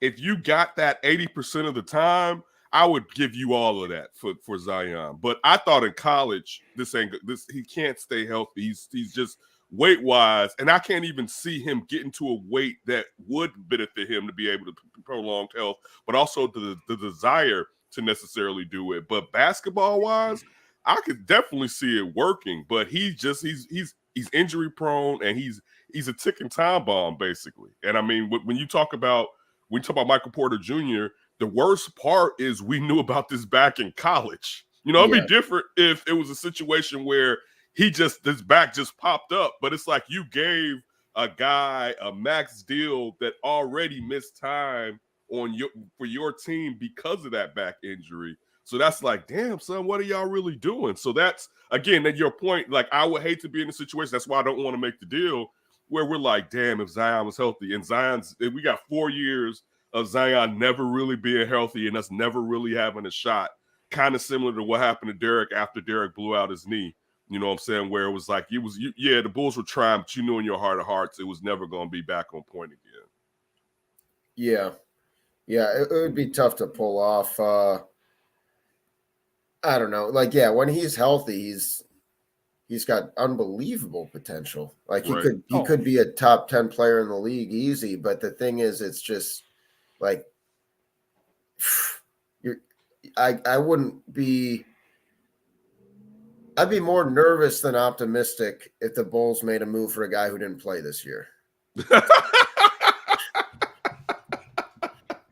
You know, I think you guys got me. I think for me, the injury thing is really looming. That's clouding my vision with him. Because now that you do mention it, yeah, he was very explosive. He was very dominant. He was very physical. He was shooting well too. His field goal percentage. I mean, of course, he's Zion, but his field goal percentage was nice. Again, I didn't want to take this and make this totally Zion. So look, let me ask you this to get this right back on track, Adam. And we kind of talked about this last week. Basically, and what you're saying, and what will make the most sense, we're basically saying run this back with a couple of additions. Like you said, Robert Covington, perhaps. And I'm happy you mentioned JaVale McGee because I was going to say my biggest fear is backup center. Like same. You need a rim protector to back up Vooch. You need somebody that, especially in defensive times, you'd be like, all right, go out there, make sure, you know what I'm saying, no, there's not easy access. Make sure the guy can switch off perhaps in a pick and roll.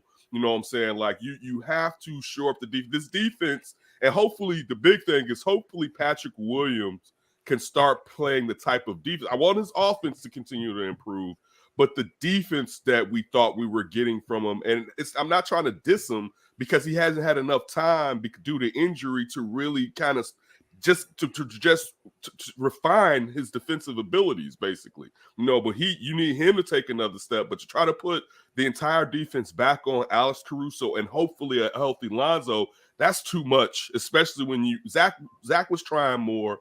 And that we all know that DeMar is definitely not a premier defender, but you have to improve your defensive, the defensive side of the ball if you guys are talking about doing anything next year. And also, and I'm happy with the Robert Covington point, they need 3-and-D guys. Yeah. Like the fact that you take some of the least amount of threes in the league and your average isn't bad. That's the way the NBA goes. We know that DeMar isn't necessarily a 3-point shooter. You have to put up more threes in this NBA if you want to necessarily survive, because most of the really good teams are shooting the hell out of the 3-point ball. Yeah. I mean, you hit the nail on the head, man. I think they were last in 3-point attempts and at one point first in percentage, which happens sometimes. Happened a few years ago with the Spurs. And I don't want to harp on the whole Lonzo Ball thing, but that definitely gets better. You have one more kick out option when he's on the floor, and that's when he doesn't have the ball in his hands. But yeah, I think the Bulls like we can see exactly where they are. Like, and that's a good team that has no business being great right now. They were 2-20 against playoff teams in the regular season. So they'll beat teams that are better than pretty consistently, you know. Like Oklahoma City Thunder might sneak up on any team in the NBA. We saw it happen. They beat the Nuggets, I think, twice this year or something, you know. Like that happens. They beat the Bulls, I want to say, too, you know. But we know who they are.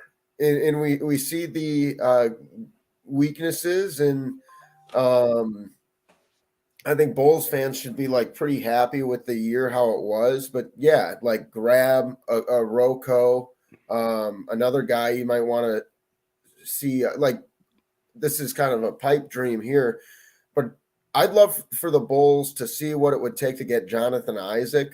I know I just said I don't want anyone who hasn't played last year, but Jonathan Isaac, 7'2". He's got a good 3-point shot.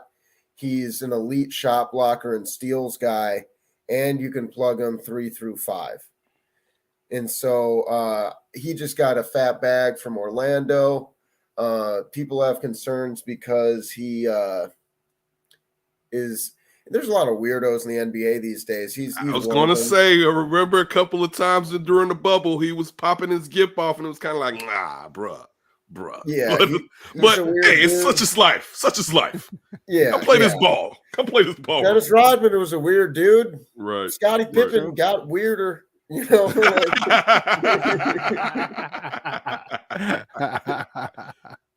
Oh my guys, we're joined by Adam Shalafu from KVRR Sports and the host of the Running with the Bulls and Hoops Damas podcast, talking Bulls basketball with us right here on Shawn and Maya in the morning on Sports Zone Chicago.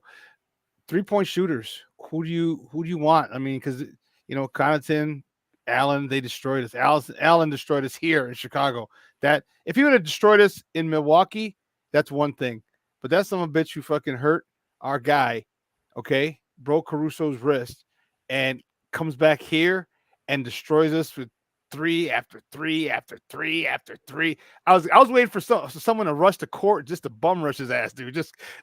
Chicago's wild. I must get mad as hell. And you are on the west side. Let's keep it real. So guys will get crazy. I was waiting to see Shawn rush the court and jump his ass.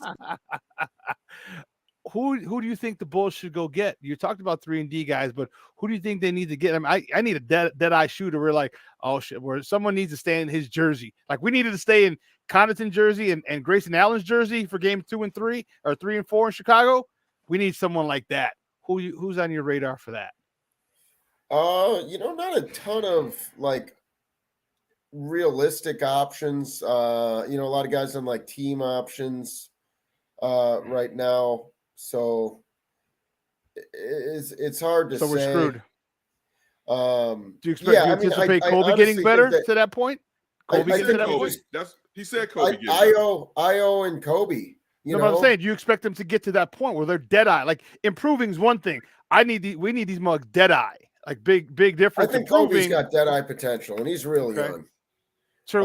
Yeah. But like, I think that I'd rather stand pat with the backcourt because, like, if you had another guy, it almost gets crowded, and it didn't seem that way last year with Caruso and Lonzo and Levine all like missing a lot of time.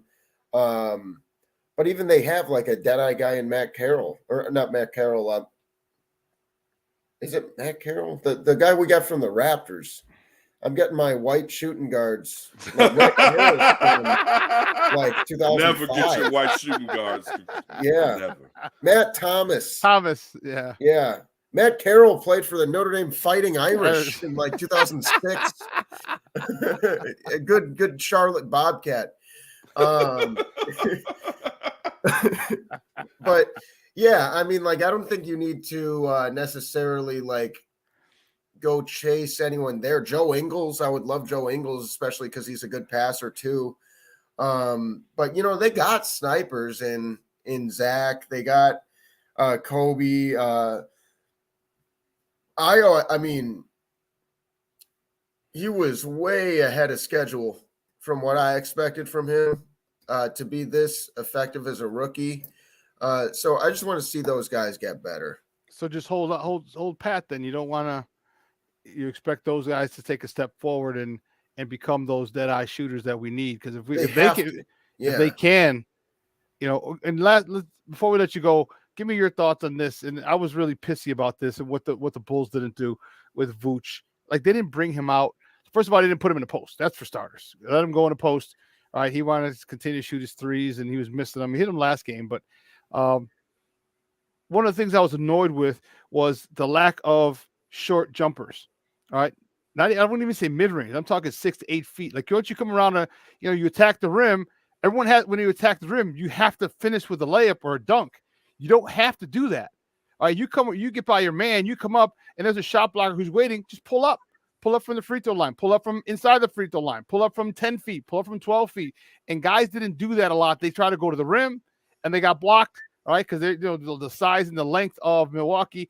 Did you see that as well? Because I did, and I was annoyed as all get out. Stop going if you're 6'4". Stop trying to go against Giannis, who's 6'15" with a 97-inch wingspan. Like, come on, dude. I mean, it's ridiculous. It really bugged the hell out of me that these small things that the Bulls could have done. Not to win the series. I don't think they could. They had that in them, but at least make it more competitive. Smart basketball is what I didn't see from them in certain areas.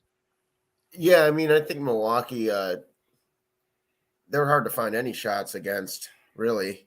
In terms of Vucevic, I think the reason they kept him on the perimeter was it brought out Milwaukee's defense, and they're trying to open up some of the floor spacing and slashing lanes, the backdoor passing. Because, I mean, you saw him go to work in the post against different matchups throughout the season. But I think this one, as I said before this series, it's a nightmare matchup. Yeah, it was.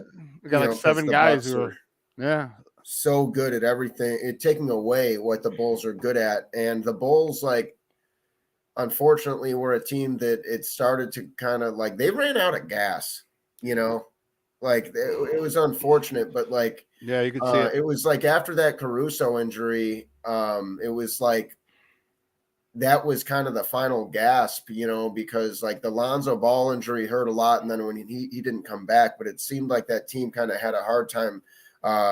It seemed like they briefly lost their identity, and then they were trying to get it back. But they weren't a team headed in the right direction, unfortunately, heading into the playoffs. And that was I don't want to say apparent, because I'm happy with getting an A game against the Bucks. I wouldn't have been surprised at all if it was a sweep.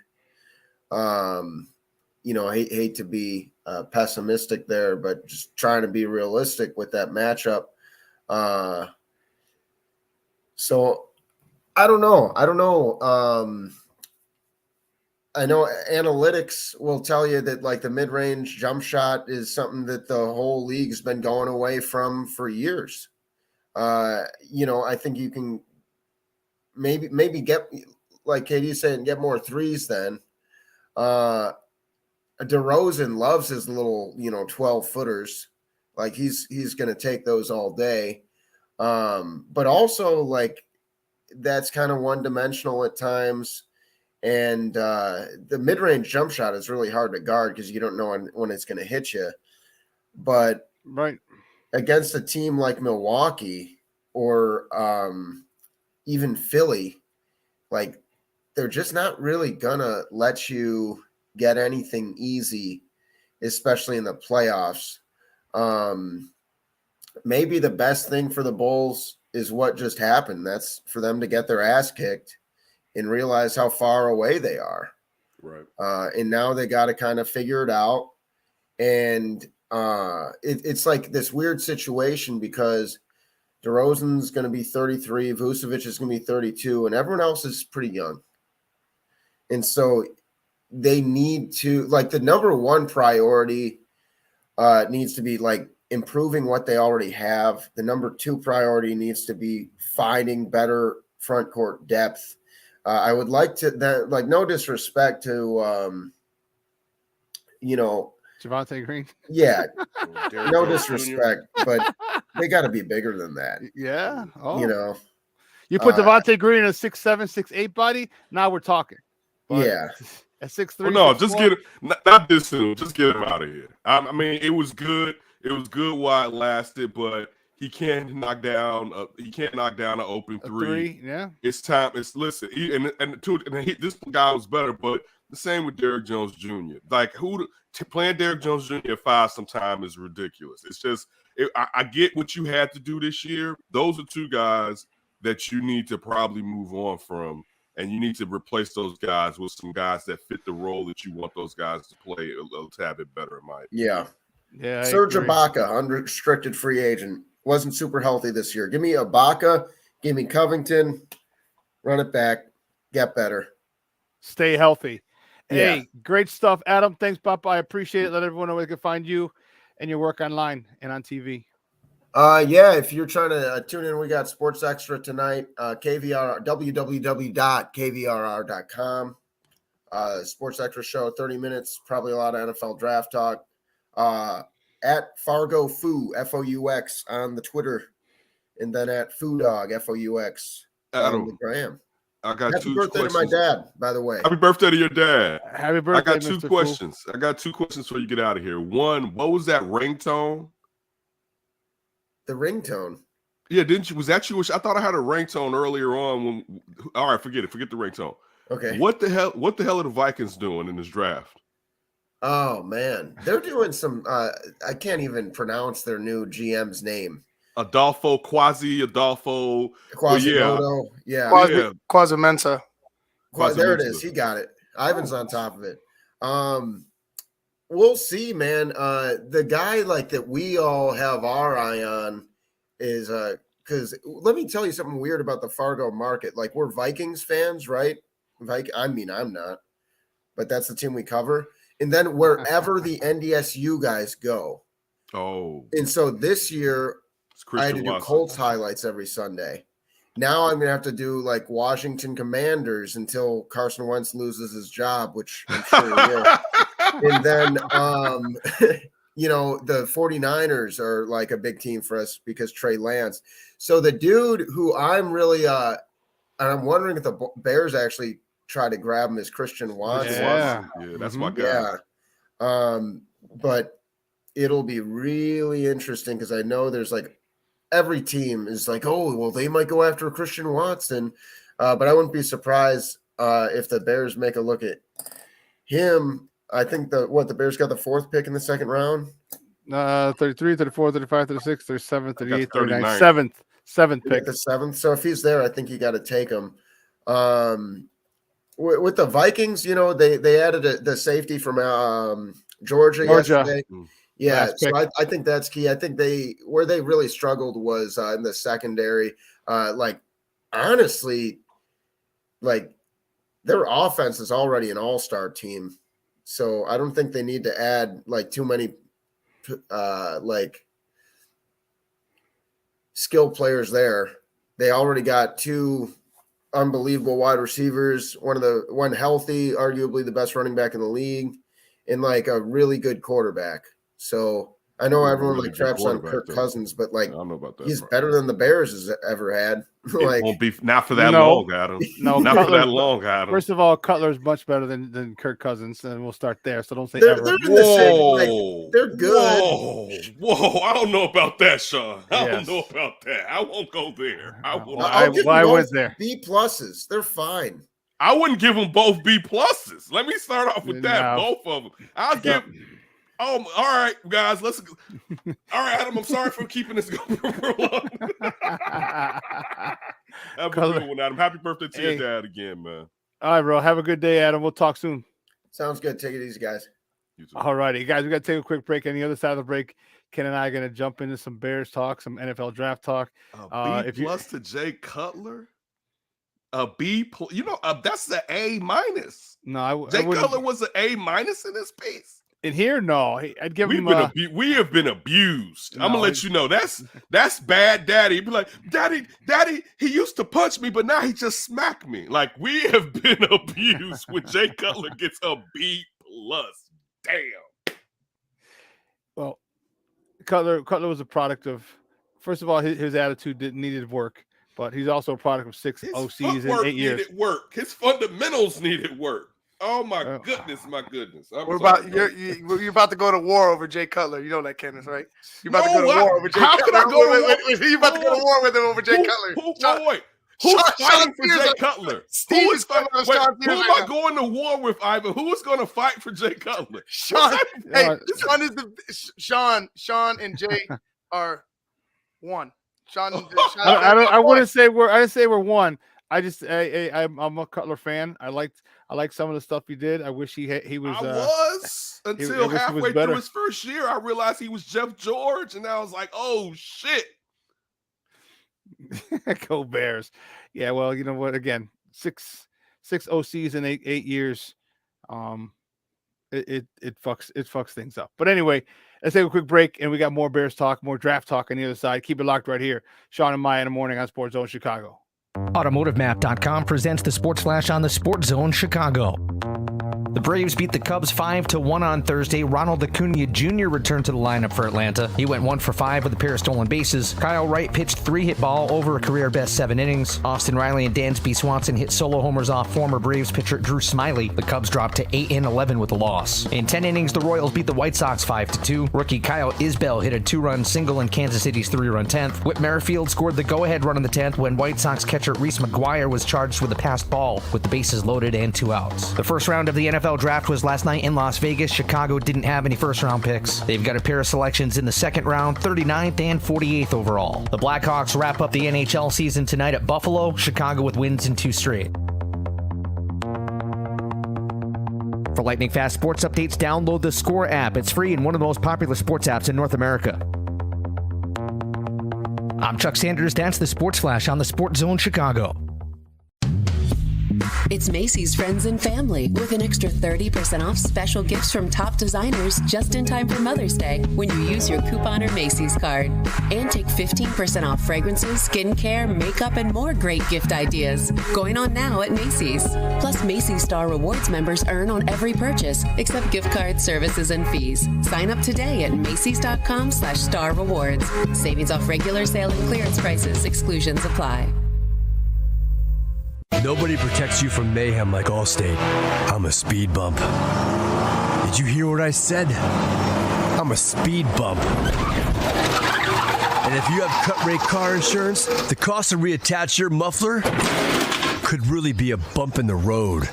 So switch to Allstate, save money, and be better protected from mayhem like me. Based on coverage and limits selected, subject to terms, conditions, and availability. In most states, prices vary based on how you buy. Allstate Bar and Casualty Insurance Company and affiliates, Northbrook, Illinois.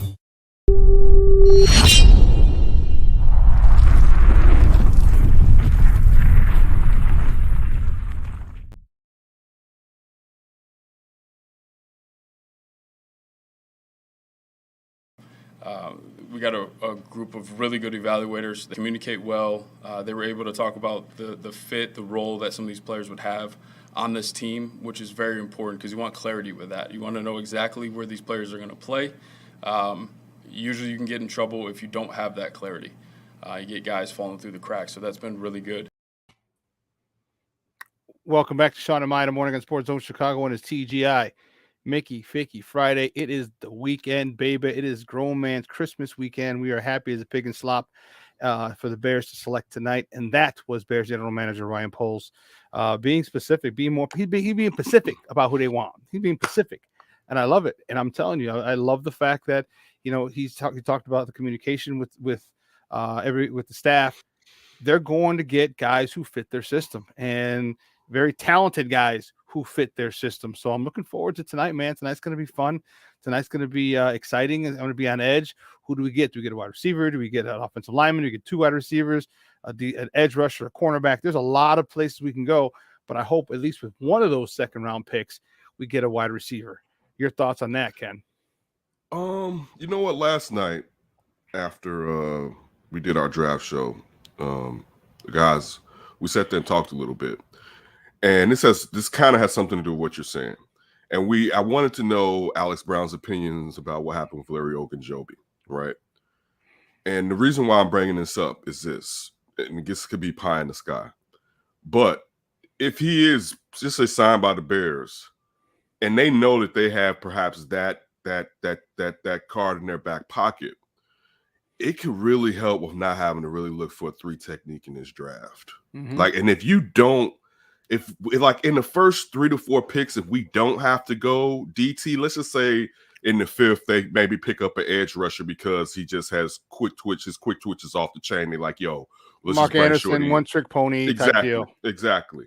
But if you, because then all we're really looking for as of this, the pressing is O-line, wide receiver, DB, right? Cornerback, basically. Listen, how the draft is falling out now, I don't know who may move up now. Also, with the move up now, it may be somebody moving up to go after Malik Willis, Desmond Ritter, Sam Howell or Cal, or however the hell you pronounce his name. Dude, if I see a couple quarterbacks taken, man, I will be doing a happy dance like a son of a gun. You'll be doing, yeah. But this is the thing too.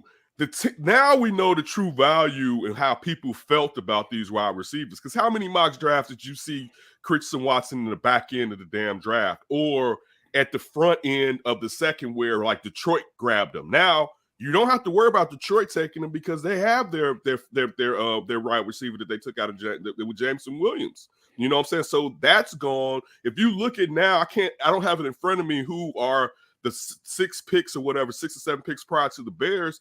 Which one needs a wide receiver? Who? I mean, because what? Like KC, I think is picking like KC. No, maybe Green Bay. Green Bay's picking like 50-something and 50-something. Like, so like now, just saying if, because that's not to say that their number one thing is Christian Watson. I want Christian Watson. I know he's boom or bust basically. I would like to have him here. But perhaps there's a player that they're looking at in the 3rd. Maybe they think Carl Pickens, I don't know why I keep doing that. Maybe they think his son, all right, would fall to them in the 3rd. I mean, in the 3rd, depending on how they feel about him, with some people kind of not liking his attitude down there in Georgia. They definitely need a guard. I prefer to be someone who could probably play a little guard and tackle. They need a guard, man. You can't go into the situation with Dozier and Mustapher being your guards next year. The chances of them getting a tackle, a valuable tackle that can start and kicking in one of those kids, I don't know what the chances of that is right now with how many tackles went off the board last night in the 1st round. But there's a lot of tremendous value left, clearly. You know what I'm saying? Like, you can come up. I mean, you look at what Minnesota basically was like, look, hold this. One thing, and I meant to ask Adam, dog, they moved down 20 picks. Right, and got picked up and swapped and got picked up 1 pick, like a 3rd or 4th or something. And I'm like, damn, with the division rival with the Lions, and I'm like, I don't know about that. But first of all, last night's draft, oh my god, for me, for our team not to have any picks in the first night, it still was so sexy. It was so football. It was so football sex. Listen, AJ Brown being moved, Hollywood Brown and of course Hollywood, whatever, but still, man, just to see that is the reason why it is grown man Christmas. All right. Like, it was so and I mean, dude, I didn't have a dog in the race. And it was so entertaining just to see how the damn thing shook out. The NFL, all right. The NFL, man, with all its flaws, boy, they can put on a show. I mean, damn, like they can. That was chef's kiss to the whole thing. So, it was. You look at the Minnesota Vikings; they got the 34th pick, so they just had the number 32 pick. All right, and everyone's like, "Oh God, why did you take a safety?" Well, because you got to pick. You're the second pick in today's draft. So you talk about 2 picks apart. You got Tampa Bay, 33, Minnesota, 34, Tennessee, 35, the Giants, 36, the Houston Texans, 37, the New York Jets, 38. We are 39. Then the Seahawks have 40 and 41, the Colts 42, the Falcons 43, the Browns 44, the Ravens 45, the Lions 46, the Commanders 47, and we are back at 48. So that's the lineup that we're going to give a shit about to this point. In the second, I mean, really the second rounds. I do think you need an offensive guard, but I don't know. I think because of the overflow of talent due to COVID, I think I personally would want the 2 wide receivers. All right, you're going to get a whole shitload. Let's not forget, Chicago is a very, very attractive spot destination for undrafted free agents because we have so many people, are so few people under contract. I know we signed a couple in the offseason, but we have so many people. There's a lot of roster spots that need to be filled.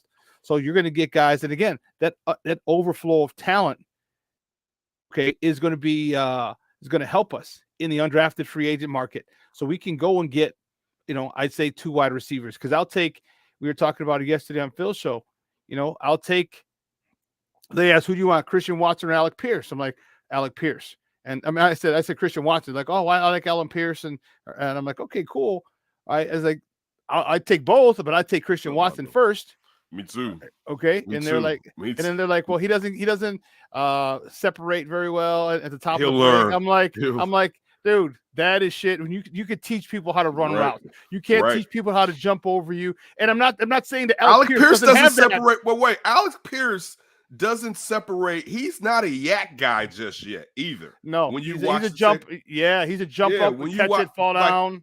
And even when you read it, and because if the tape tells you, but when you watch him, he's not the guy that gets the ball and then he separates and continues. So give me the cat that may be able to do almost everything than the cat that's kind of a one-trick pony. And also, Alec Pierce is fast more than quick. It's kind of like, and it's totally different athlete, but it's kind of like what RG3 was. Remember, like it always came people's like, get RG3 running. That's cool. RG3, he had track speed going straight. But when you're talking about breaking down, give me the cat again. Now I'm saying this, if we get to the 3rd round, because I'm not taking Alec Pierce in a second. Let me say that right now. Really? Okay. I'm not taking him in a second. You know what I'm saying? Like I would take him in the 3rd. I mean, because I think that's where his value has primarily been in most mock drafts. And now we're starting to see those secondary receivers that we thought was going to kind of break into perhaps the 1st or the beginning of the 2nd. Now we see some of those guys have fallen back, like Sky Moore and, Christian Watson. Listen, if the Bears right there, and really there's no one in front of you unless someone trades that really has a thirst for receiver. Now, perhaps the Titans are like, let's double down, but they have other holes when they just brought in the kid from Arkansas, right? For switching out. Yeah. So thank you, the Traylon Burks. So now if you're sitting there, and again, maybe the Bears may not have a value on them, and I'm going off of need and want rather than best available player. I have a bias. All right. People don't like to, a lot of times. I'm totally biased in this situation. All right. I want to see that kid on Sunday with Justin Fields. All right. That's what I want to see. I want to see Justin Fields sit there and play action to David Montgomery, spin around, slang that bad boy, and Shorty is taking off down the sideline of Soldier Field. Separating from. Yes. That's what I want that toy. All right. Haven't had it. I want to play with that. No, I want that toy. All right. So again, now listen, does that sound football? No. If they see a cornerback that they know that there's a cornerback that they have in the cloud, that it's a drop off right after that, they don't take that cornerback, go and take the cornerback. All right. But because there's still some good, only 9 picks away. There's still, there's still some good receivers out there. And like I told you, I was looking at Alec Pierce as being, if the Bears don't have that receiver in the 3rd round and he's available, please snatch him up. You know what I'm saying? Like, that's how I was viewing Alec Pierce, because that's where a lot of times where I saw him in mocks. Not to say teams stick to mocks. Look at what New England did with the guard that they picked up. That some people didn't even have making it to the 2nd round at the back end of the 1st round. So that's kind of how I'm like, it's set up now. And also remember this. It's funny, Ryan Poles, when asked what's the depth in this draft, the one position he didn't mention, which everyone has talked about all year, was receiver. He said O-line, D-line, DB, and running backs. Oh, my goodness, the running backs, particularly at the back end. Right. What happened to receiver, Ryan Poles? Oh, are we playing coy now? Mm-hmm. Right? Like, are we? So it's no need to be coy, Roy. Hey, it's falling in line. And going back to what Matt Eberflus said, we're looking for guys with chunk yards. All right, chunk yards. This is a guy that can do it with length, can do it with speed. He has to improve his tree. He has to improve his concentration. This kid has some warts, but we can get some warp cream for these warts. All right. Listen, this girl has warts, but she pretty. Yeah. Right? She's got a little acne. No, it's okay. Curvaceous too. Listen, this is not a reclamation project. We just got to buff out a couple dents. So like and you know she's gonna age gracefully. Right. And the value goes, Shawn, she this close to being a classic because the value's about to go back up. Right. So it's just like to me, and I mean, and then again, he's not supposed to do it for fans. Dog, until we get to training camp and this kid has some drops. Do you know how crazy we would be if we sat there and to be like, with the 39th pick, the Chicago Bears select from North Dakota State? Oh, dog, we turning up. It's almost, it's not as good, but it's almost like Justin Fields getting picked because, I mean, we're talking about. Now we have someone to throw to. Right. But listen, it's the reason, and I'm not even taking a shot. It's the reason why you bump up Jay Cutler more because we've been starved when it comes to offense. All right. It's just when defense, hey, we've been satiated here in Chicago, baby. We full. When it comes to defense, man, we is so full, right? Now, if you're talking about some offense through the air, what's that? Y'all do that? Right? Like we don't get that here. So it makes us act irrational, just like me talking about, I don't care what y'all gonna do, just get Christian Watson. See, that's irrational. But I'm gonna own my irrational, right? I mean, it's irrational. You know what? There's another guy, there's a kid that and if the Bears decided to do this, I'm okay with it as well. If you decide to get Alec Pierce or Christian Watson or Pickens, because they're all three are available. All right. Mm-hmm. So say one of them are gone or two of them are gone. You had to select one. You only got one because they're gone. Okay, cool. If they do that, then I'm going. I may look offensive line right there, but then later in the draft, I'm looking at Calvin Austin or someone like that kid out of Memphis. All right. Mm-hmm. Give me that little small guy who's going to know the way Tariq Cohen was the first time, the way Tyreek Hill. I mean, Tyreek Hill evolved into a better receiver, but when he first came in, he was just that little scat guy that you couldn't trap in a box. And Calvin Austin, we got Darnell Mooney, would have that number one receiver. We got Pringle, and now a guy coming across on those crossing routes after everybody clears out, who's got stupid, crazy speed and can just get up. You know, in addition with the anticipated bigger step or next step for Cole Kmet, I think we'd have a nice little wide receiver room. Plus all the undrafted free agents that are going to come sign here because they know the wide receiver is a spot of need for the Bears. I think the Bears are going to be good offensively. So I as I'm talking this through, I think I'm okay with getting one of those guys with the first pick, and then go and get an offensive lineman in the second number 49, and then you can go back and get a wide receiver. Or listen to me, when the first three picks, the receiver should be there. So my preference is Christian Watson, and you should probably, if you're going to get him, you probably have to take him at 39 because by then I think when you pop back up, he'll be gone. Then you go cornerback or O-line. Only reason I'll say this, Ian Cunningham, Ryan Pace, you guys are supposed to be the O-line whisperer, and we're just asking for a guard. All right.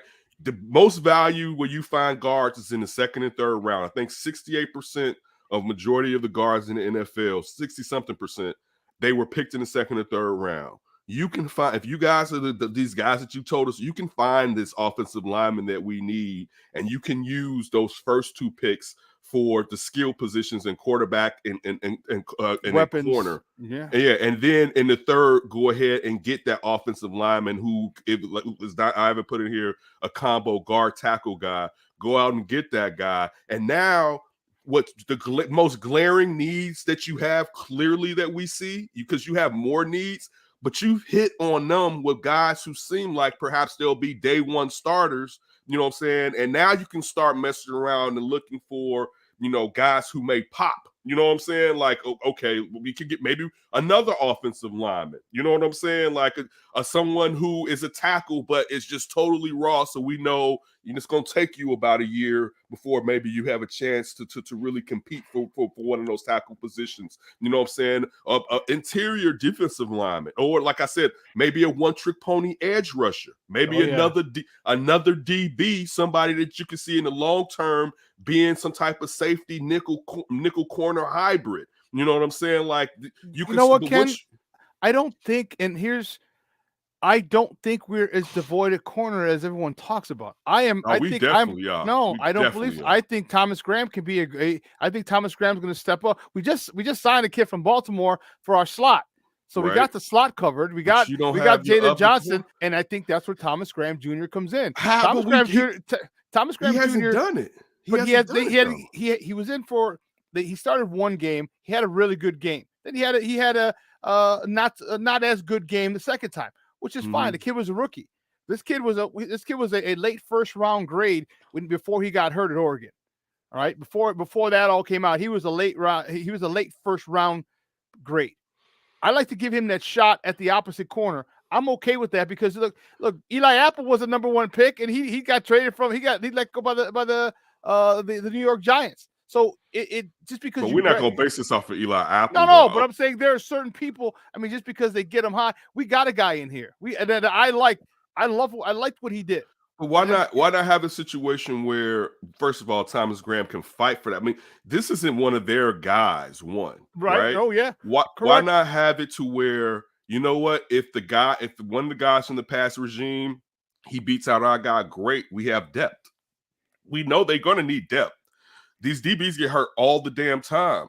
You're going to need depth. So you can't come into look at last year and tell me last year you weren't like, they need to do something on the opposite side of Jalen Johnson, right? Mm-hmm. You can't go into this year thinking you have the answer. I mean, last year's regime who put those players in place at the end of the year knew they didn't have the answer. You can't sit there and just be like, yo, we straight at corner. We got Thomas Graham. You can't. You have to bring in someone else, you know what I'm saying, just one for depth, but also to challenge everyone else that's in that room wanting to start opposite of Jalen Johnson. And I think that's where you're going to get a lot of this as excess overflow from COVID, where you get a lot of guys who stayed that extra year. There's a lot more talent, and I think that's why. And the fact that the Chicago Bears have so few guys under contract, I think some of the top undrafted free agents. If I'm your agent, I'm like, hey, listen, you're a cornerback. You showed good tape, or you're maybe a half step slow or something like that. You're in a cover 2 most of the time. It ain't man. You don't got to run a 4-4-2 if you're in a cover 2. I say we're going to the Chicago Bears because you got a legit shot of making it, and if not a starter, at least on special teams, and you'll be second team. I think that's where they're going to get a lot of those type of players. You can't bank on UFAs. You can't bank on them filling out what may need to be your starting position, though, Shawn. But you can also get those in the later rounds too. That's why I'm with you that you're going to bring in a ton of UFAs, but you can't be like, we're going to find the answer for this in the UFAs. Now, if you luck into that, fantastic. But you can't bake on it. You have to use the allotted picks that you have to try to fix your situation, and then take advantage of the UFAs to further fix it, and also try to find some potential guys that you feel can pop either this year or down the line. You can't just we're going to find the option at cornerback with the undrafted free agents. You can't go into the draft thinking like that. You'll be doing a dereliction of your job if you're doing that. You have to. They need another corner. That's just they do. They need another corner.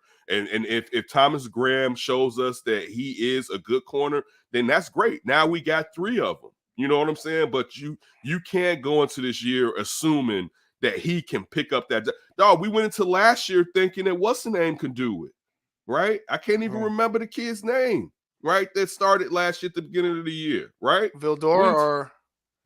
We thought Kendall Vildor was the answer last year. He was from freaking Georgia Southern or something. Okay, we're saying regardless, they sat there and was like, they thought we got Thomas Graham, but we got this Kendall Vildor and he's ready.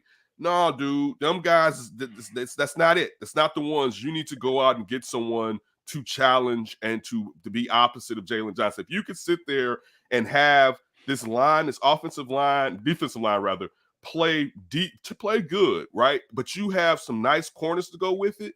This defense is doing a little something next season. I'm not worried about them, and here's why. The same scouting staff that has gotten us gems in the later rounds, they're still here. It's the same scouting staff, and that's why I'm really, really excited about. And I said it last week or a couple weeks ago. They're gonna have a good draft. They're gonna have a real good draft. Because that scouting staff is still here. Now they may not be next year, and but it's unleashed too when you look at the anonymous poll taking. Because what was the problem with Ryan Pace? Right, groupthink. Ryan Pace didn't want to bump heads with anybody. they all knew basically to be on one accord with what he had to say. With the thing that Ryan Poles has really tried to do is, all right, let's take away you worried about who's sitting next to you, what this person thinks, what I think. Let's find ways for you to point out why you think differently from us. Because I'm with you. I think these scouts have been good in the later rounds, but you still had as the brain in the situation was Ryan Pace. So I'm totally on board. I think this should be a good draft if these talent evaluators are who they're telling us they are. This is their first time. This is Ryan Poles' first time at the top of the deck when it comes to the selection. So we'll see. But I would hope, and I think they should do a good job. It would be better if they had more picks, which they don't. And I'm not upset because it was funny. My family, everybody came in and was like, wait, Bears don't have a first round pick. My son was like, why? I was like, Justin. I was like, and it was like, oh. The old lady was like, wait, they don't have a first round pick. Why? And I was like, Justin. She was like, oh. And like no one's upset. It's like not at all. It's like, okay, cool. He was QB1 in this year's draft. He was QB1. Please, it would have been crazy. Look, dog, people would have been trying to trade. If so many teams would have been trying to trade, it would have been ridiculous. Hey, Ken, great stuff up. I got to run because I got some other guests to jump on some more draft talk. Any big plans for the weekend? I'm working. Draft. 24/7? All day draft. Okay. Like, what are you talking about? I gotta work. You can have like 17 Under Center podcasts coming out. You could be done. You be done and then move. You know what I'm saying? Catch me on Under Center tonight at 10 something. Catch me tomorrow on Under Center tomorrow. I think the draft ends probably like about 6 something. Me, Alex Brown, maybe Alex Shapiro, Eric Strobel, whoever's going to be with us. But catch us talking about the Bears and when we finally get to bite at the apple in the draft this evening. I bet. Well, then you better relax on Sunday. It's the Sabbath. It is. All right, man. We'll see you on Monday, bro. Thanks. Later, guys. All right, guys. That was Ken Davis from the Under Center podcast, talking Bears with us. Great stuff. We're gonna take a quick break, and on the other side of the break, man, we're gonna have a little roundtable discussion. My guy Vic Chokshi from Fox Sports is going to join me, as well as my man from how can I Windy City Gridiron. Dude, Lester, how can I forget? You've been out here for how many years? You know what? It's all those hits to the head that I've had from Windy City Gridiron. My man Lester Wilfong. We're gonna have a little roundtable discussion, talking more Bears. So don't go anywhere, folks. If you like Bears talk, you're gonna want to keep it locked right here. Shawn and Maya in the morning on Sports Zone Chicago. AutomotiveMap.com presents the Sports Flash on the Sports Zone Chicago.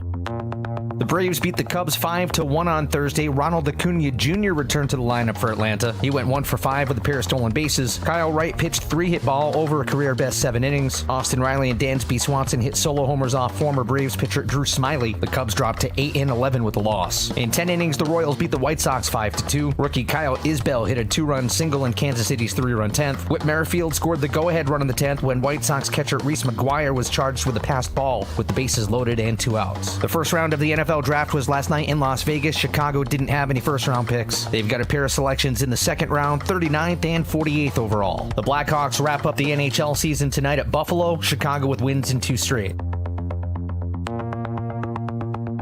For lightning fast sports updates, download the Score app. It's free and one of the most popular sports apps in North America.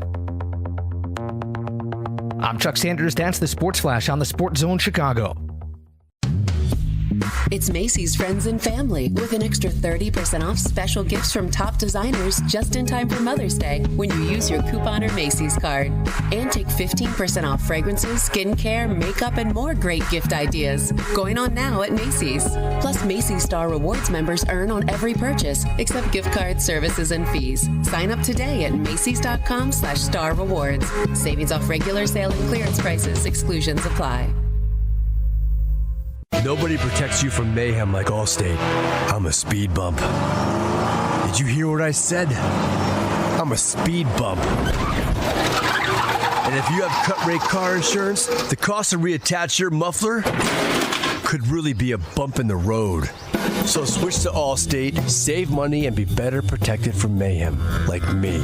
Based on coverage and limits selected, subject to terms, conditions, and availability. In most states, prices vary based on how you buy. Allstate Bar and Casualty Insurance Company and affiliates, Northbrook, Illinois.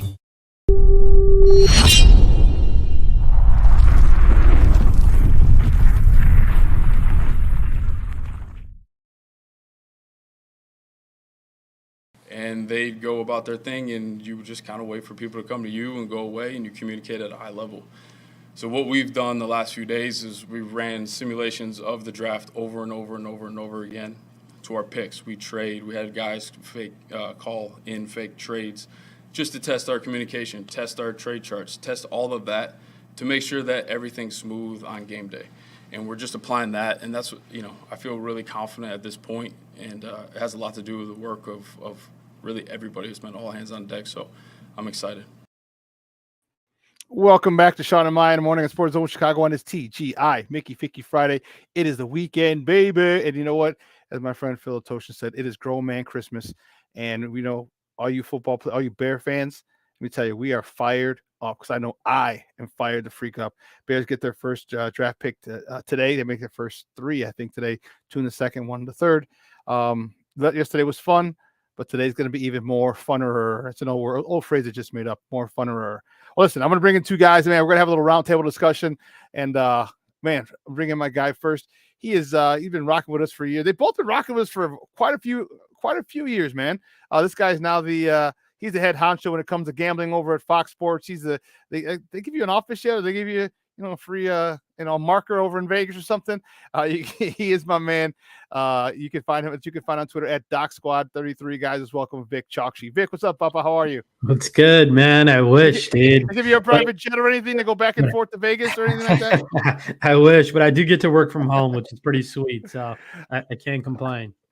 Cool. Then the next guy, man, he's been rocking with us for just about as long as you have, man. He's the editor-in-chief of Windy City Gridiron. You know what got me confused? Because I was thinking Windy City and then the T formation conversation at the same time. That's his podcast. So I'm like, Windy City confirmation? No, consummation. Ivan, help me! But he's the editor-in-chief over at Windy City Gridiron. You can find him on Twitter at WillFongJR. Guys, let's welcome back to Shawn and Maya, Lester Wilfong. What's up, Papa? How are you? What's happening, guys? How y'all doing? Good. Is that Marina City in the back? Or Yeah, I'm at the real job right now, so that's why I'm here in one of our conference rooms. So I'm just look at you, big ducking pimpin'. away here. Yeah, I see it. I like it. Well, let's get it started, man. Yesterday's draft was insane. So many picks. Let me ask you, Vic. I know you hate that team up north, Lester. So do we. But are you surprised? If they got him no help on the offensive side, they went defense with both picks in Green Bay. Yeah, I mean, I was a little surprised, right? I thought at least with the second pick they would go wide receiver, but it was interesting, man. Both of those guys they took were rated, not in the first round, but they've had success in the past, right? So I love to hate on them, but we'll see what happens. I do think that they will definitely grab a couple of guys today and even it out, right? That's where they've always had success. But you could tell AR was on the Pat McAfee show. I don't know if you guys were watching yesterday, and he had some comments about Adams leaving, right? And so but he got paid, so there's not much else he can say right now. But it was interesting to kind of watch him during the draft a little bit. Lester? Yeah, it was interesting. I had a feeling they were going to go with a receiver. I mean, I think most fans did, but yeah. I mean, this just goes to show you. I mean, the Packers believe Aaron Rodgers and a bunch of stiffs are still the best team in the North, and they're probably right. The last time that they stiffed him and didn't give him wide receivers when there was a deep wide receiver class was 2 years ago. He just went on to win the MVP. So I was like, fuck. I'm like, dude, don't piss him off. Like, don't piss him off. He had Devontae Adams at that time, man. He did. It's you look at their wide receivers and offensive weapons right now, it's like night and day. This is true, but maybe they do feel that he's the guy. They still have Lazard, Randall Cobb.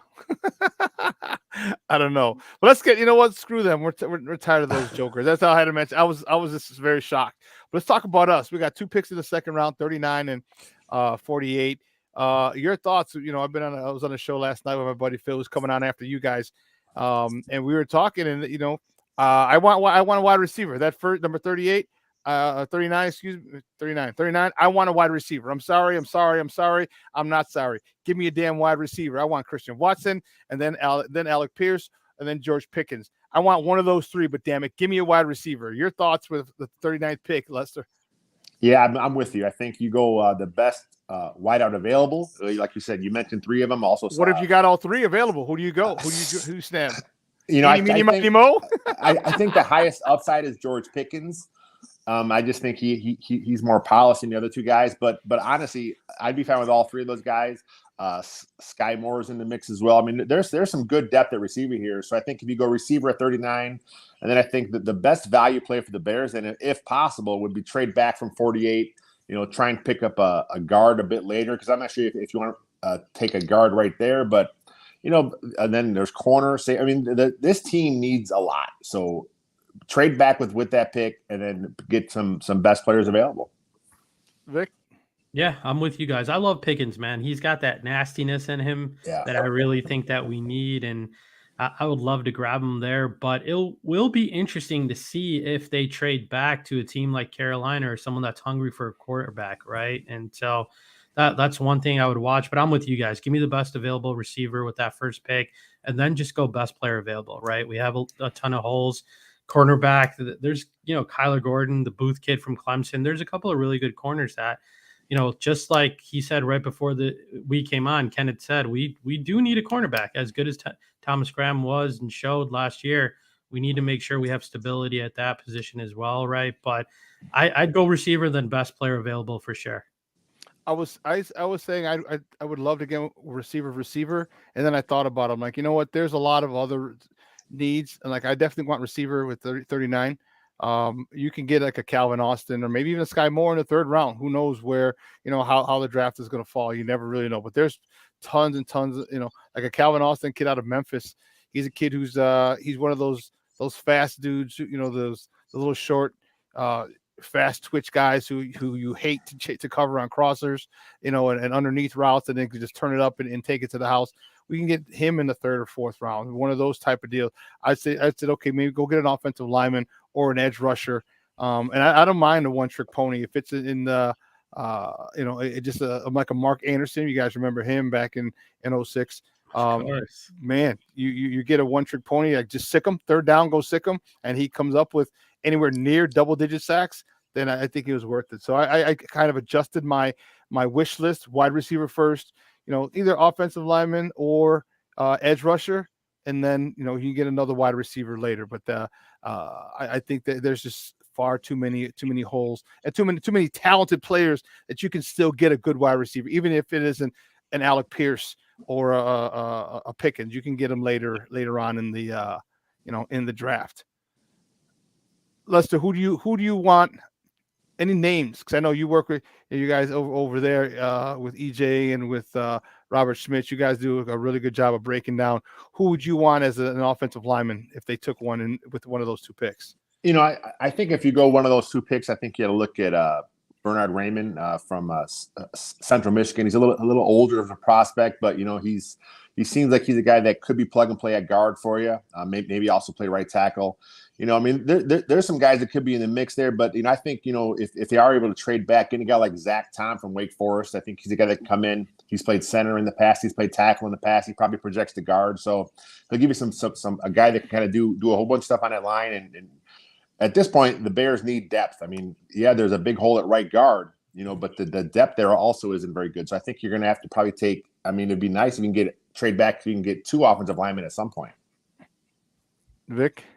Yeah, I mean, Lester nailed it. I like that Bernard Raymond kid. I think he can be really good and fill exactly what we're looking for on the inside there, right? So, like you guys both know, we need help on that O-line as much as we can. And luckily for us now, our two GMs are former offensive linemen, right? So I'm sure that's on the top of their mind every day as we've seen them, pick up a couple of O-linemen in the offseason as well. So that's a work in progress. I really do believe that this year, we're just trying to plug as many holes as possible, identify as much talent as possible. And next year, we'll go big with all the money we have and hopefully all the picks we have to really fortify the team and make a run, right? So right now, it's just about taking some big shots and swings, too. So I wouldn't mind them trying to draft some high ceiling guys to see if it works out right after the second round. So that's another thing that I'm definitely looking forward to just in the later rounds after the second round is I'd love for them to take some home run swings and, find some talent later on. One of the positions that I was considering not concerned, but interested to see how they react is that 3 technique. Is it insert defensive tackle? Ogunjobi, they had him. He was their big free agent prospect that they couldn't sign because of an injury, or they didn't sign. They could have signed, but they chose not to sign because of an injury, which I'm okay with. I'm more than okay with that. Do you think they go D tackle or anywhere in this draft, or do you even see? And there have been rumors. Do you see them signing Ogunjobi to a shorter, less lucrative deal? Yeah, I mean, for me, I think at some point you have to address that. I mean, they did get Justin Jones, their free agency, who's a nice player, but he doesn't have the upside. I mean, he is who he is right now. Mm-hmm. So if you can get a guy like Logan Hall from Houston, he fits what the Bears want to do. There's some other guys later that are more like they're not as refined, but they're just really good raw athletes that fit that 3-tech role. So then if you get a guy late, then it's up to the coaches to kind of have the guy boosted up. But if they have the athletic profile, if they have the strength, you can teach the techniques. I think, like you said, at this point, maybe, roll the dice and get some guys that kind of has that upside. What about linebackers, Vic? Do you see them considering drafting any linebackers? I know you just signed Morrow. Obviously we know Roquan Smith is here. Probably going to get an extension, but do you see them going at linebackers, or do you think they're going to wait until the UDFAs come in? I can see it if it's after the second round. I think they're just going to go best player available, and we need some speed and youth at that position, right? So that's another position where I do think it's a need, but maybe a little less of a need than, all the positions that we talked about already when it comes to O-line, wide receiver, cornerback, defensive edge, pressure. So I think DT is definitely a very, very big hole to plug, and that's going to be very important, especially with this new defense and this transition year, right? So again, by next year, they want to make sure they have the right guys in place when it comes to this defense. And so they're definitely going to look for a couple of big men in the middle, 3 techniques as well. So I do think they'll go with ILB, but it might be a bunch of guys like you were talking to Kenneth about, bringing in a bunch of just UDFAs, right? And that's wide receiver and linebacker is a position I think that they're going to address really, really hard in that phase of the whole thing. Okay. Yeah, I love the Morrow and Roquan Smith combo. I think that's going to be awesome. I definitely think depth is going to be a need there. And if not, special teams. But this is the NFL. I mean, it's not for long, and guys get injured all the time. So you're going to need some guys who can, fill in for Roquan and Morrow, because as much as I love Roquan and I'm anxious to see Morrow, I don't know if they're going to stay healthy for 17 games. And plus, they can't play the whole game. You give them a series off here and there. And you need somebody, that you can plug in, that the OC doesn't say, oh, look, we got, let's go abuse him because he can't do this or that. What about safeties? Eddie Jackson got a, clean slate, decides not to show up for the first day of the voluntary camp, and he comes back. Do you think they're interested in the safety? And if so, who do you think, Vic? They definitely need a safety, man.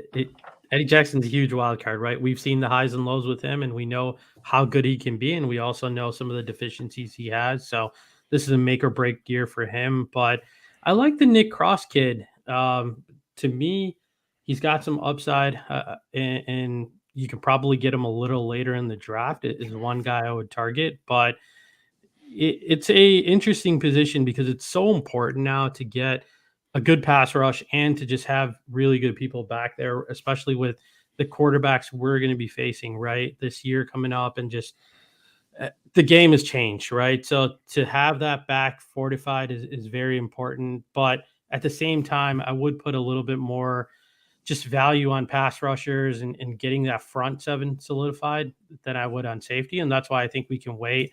You can get a kid like Cross, or maybe again, bring in some UDFAs where you're just taking a risk on a couple of guys and seeing what's out there.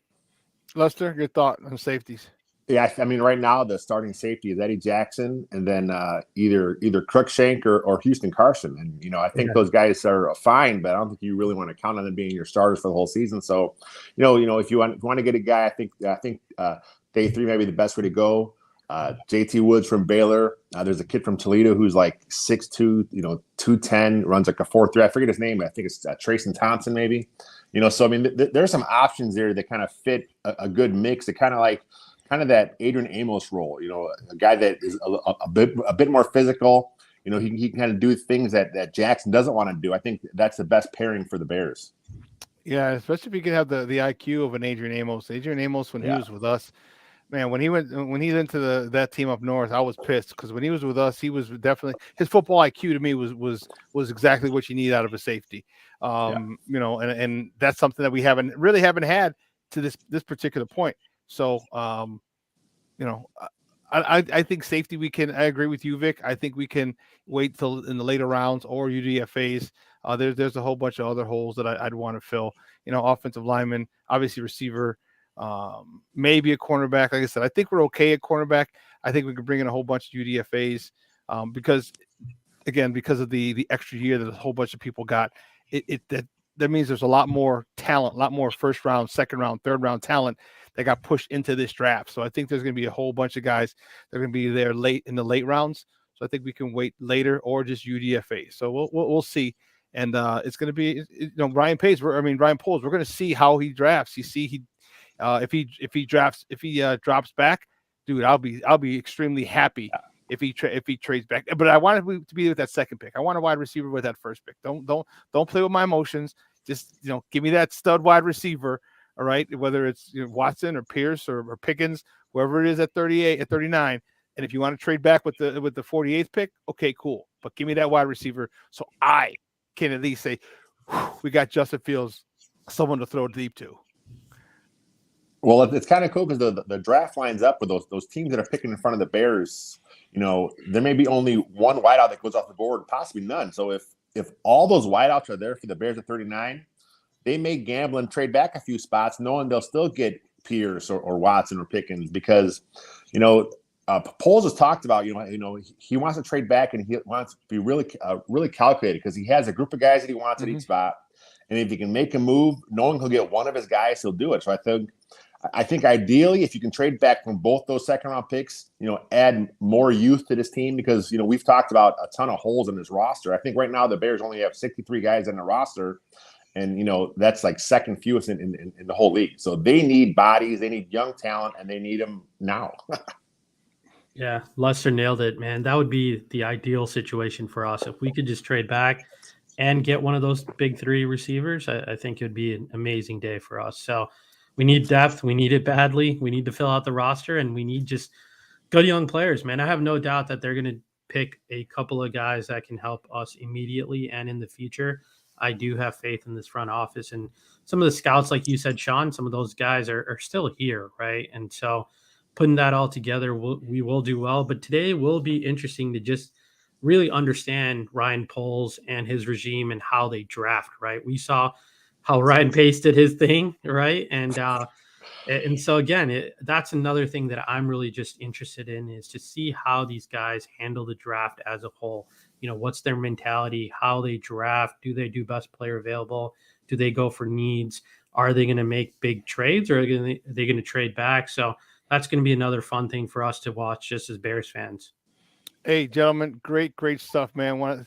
I appreciate it. Vic, he's from Fox Sports, the head of gambling over there. Dude, you got to work in private jets to go back and forth to Vegas. I'm telling you, you got to negotiate a little better. And then my guy Lester Wilfong from Windy City Gridiron. Guys, thanks a lot. I appreciate it. It's going to be awesome. Were you watching the draft tonight? You're going to be in a little war room with your guys, Vic. Yeah, just working, man. It's a working weekend, and so that's why I was up late last night, and I looked disheveled today, so I apologize. But just will be working, man. It'll be fun though. I love this kind of stuff, and I think we all do. That's why we do this, and that's why we're on this show today, right? So it'll be a fun weekend, and special shout out to Lester, man. I follow you guys and have been for a long time. So nice, appreciate it. Big fan of everything that you guys do, just from a Bears fan perspective, right? Awesome. So, thanks for having me on, Shawn, and keep doing the good stuff, Lester. Appreciate it. Hey, Lester, and you guys you're going to have obviously a little powwow tonight as the draft goes on. Yeah, we're actually going to live stream on our YouTube channel the entire second round, so we kind of give stuff from a Bears perspective. We'll have some prospect breakdowns. We have some college all 22. So whoever the Bears pick, we're going to try and break some stuff down right away on YouTube. Gentlemen, great stuff. I appreciate it, man. We'll be in touch soon. Bear to freak down today, baby. Bear down. Thanks, guys. All righty. Guys, that was Vic Chachi from Fox Sports and Lester Wilfong from Windy City Gridiron talking draft. And you know what? I haven't had enough draft talk. So you know what? Let's bring in my guy on the other side of the break. Himself, Phil Tosh is going to join me, and we're going to go at it again. Some more draft talk because I am fired the freak up. You see me? I am wearing my orange bear, my creamsicle looking Bears shirt with my Bears hat. I'm fired up. If you're a football fan, if you're a Chicago Bear fan, you must be on cloud nine, anxious for tonight. So you know what? More draft talk with my boy, the draft doctor himself, Phil Toshin, on the other side of the break. So don't go anywhere, folks. Keep it locked right here. Shawn and Maya in the morning on Sports Zone Chicago. AutomotiveMap.com presents the Sports Flash on the Sports Zone Chicago.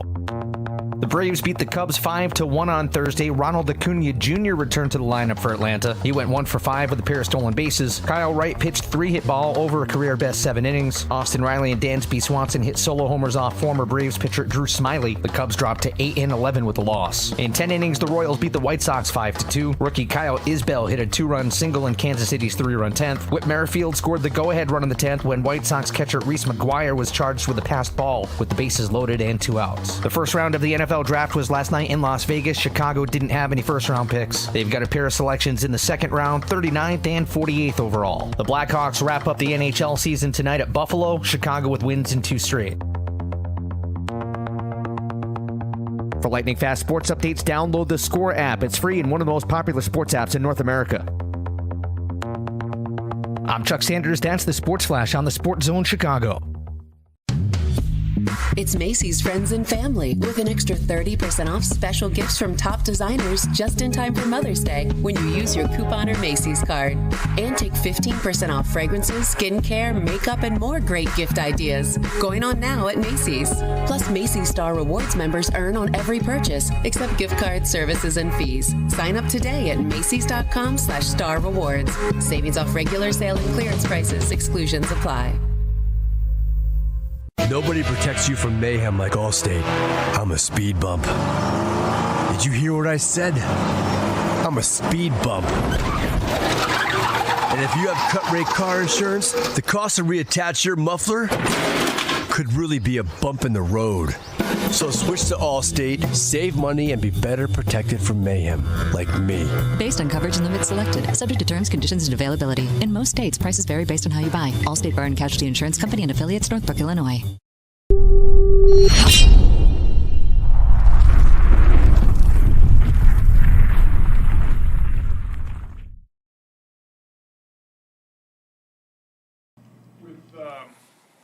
You guys having a lot of open roster spots right now, maybe more than you typically would going into the draft. Did you adjust how you did anything to compensate for the likely need to sign more UDFAs than perhaps usual? Anything different? No. We're going to need to acquire more. Like I said, for draft picks, I would love to do some movement and get more picks, but it's got to be in the right area.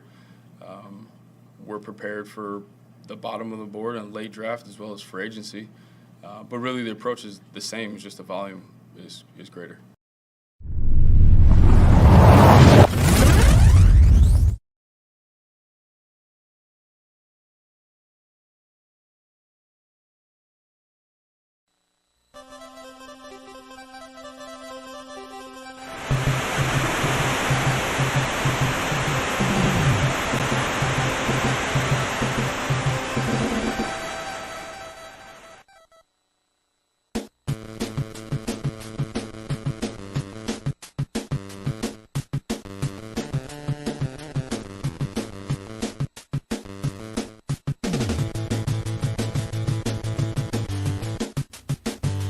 Shit goes downhill. You would think guys would fucking pick up their game. And they're not going to have a $39 million cap hit for a guy who's not there.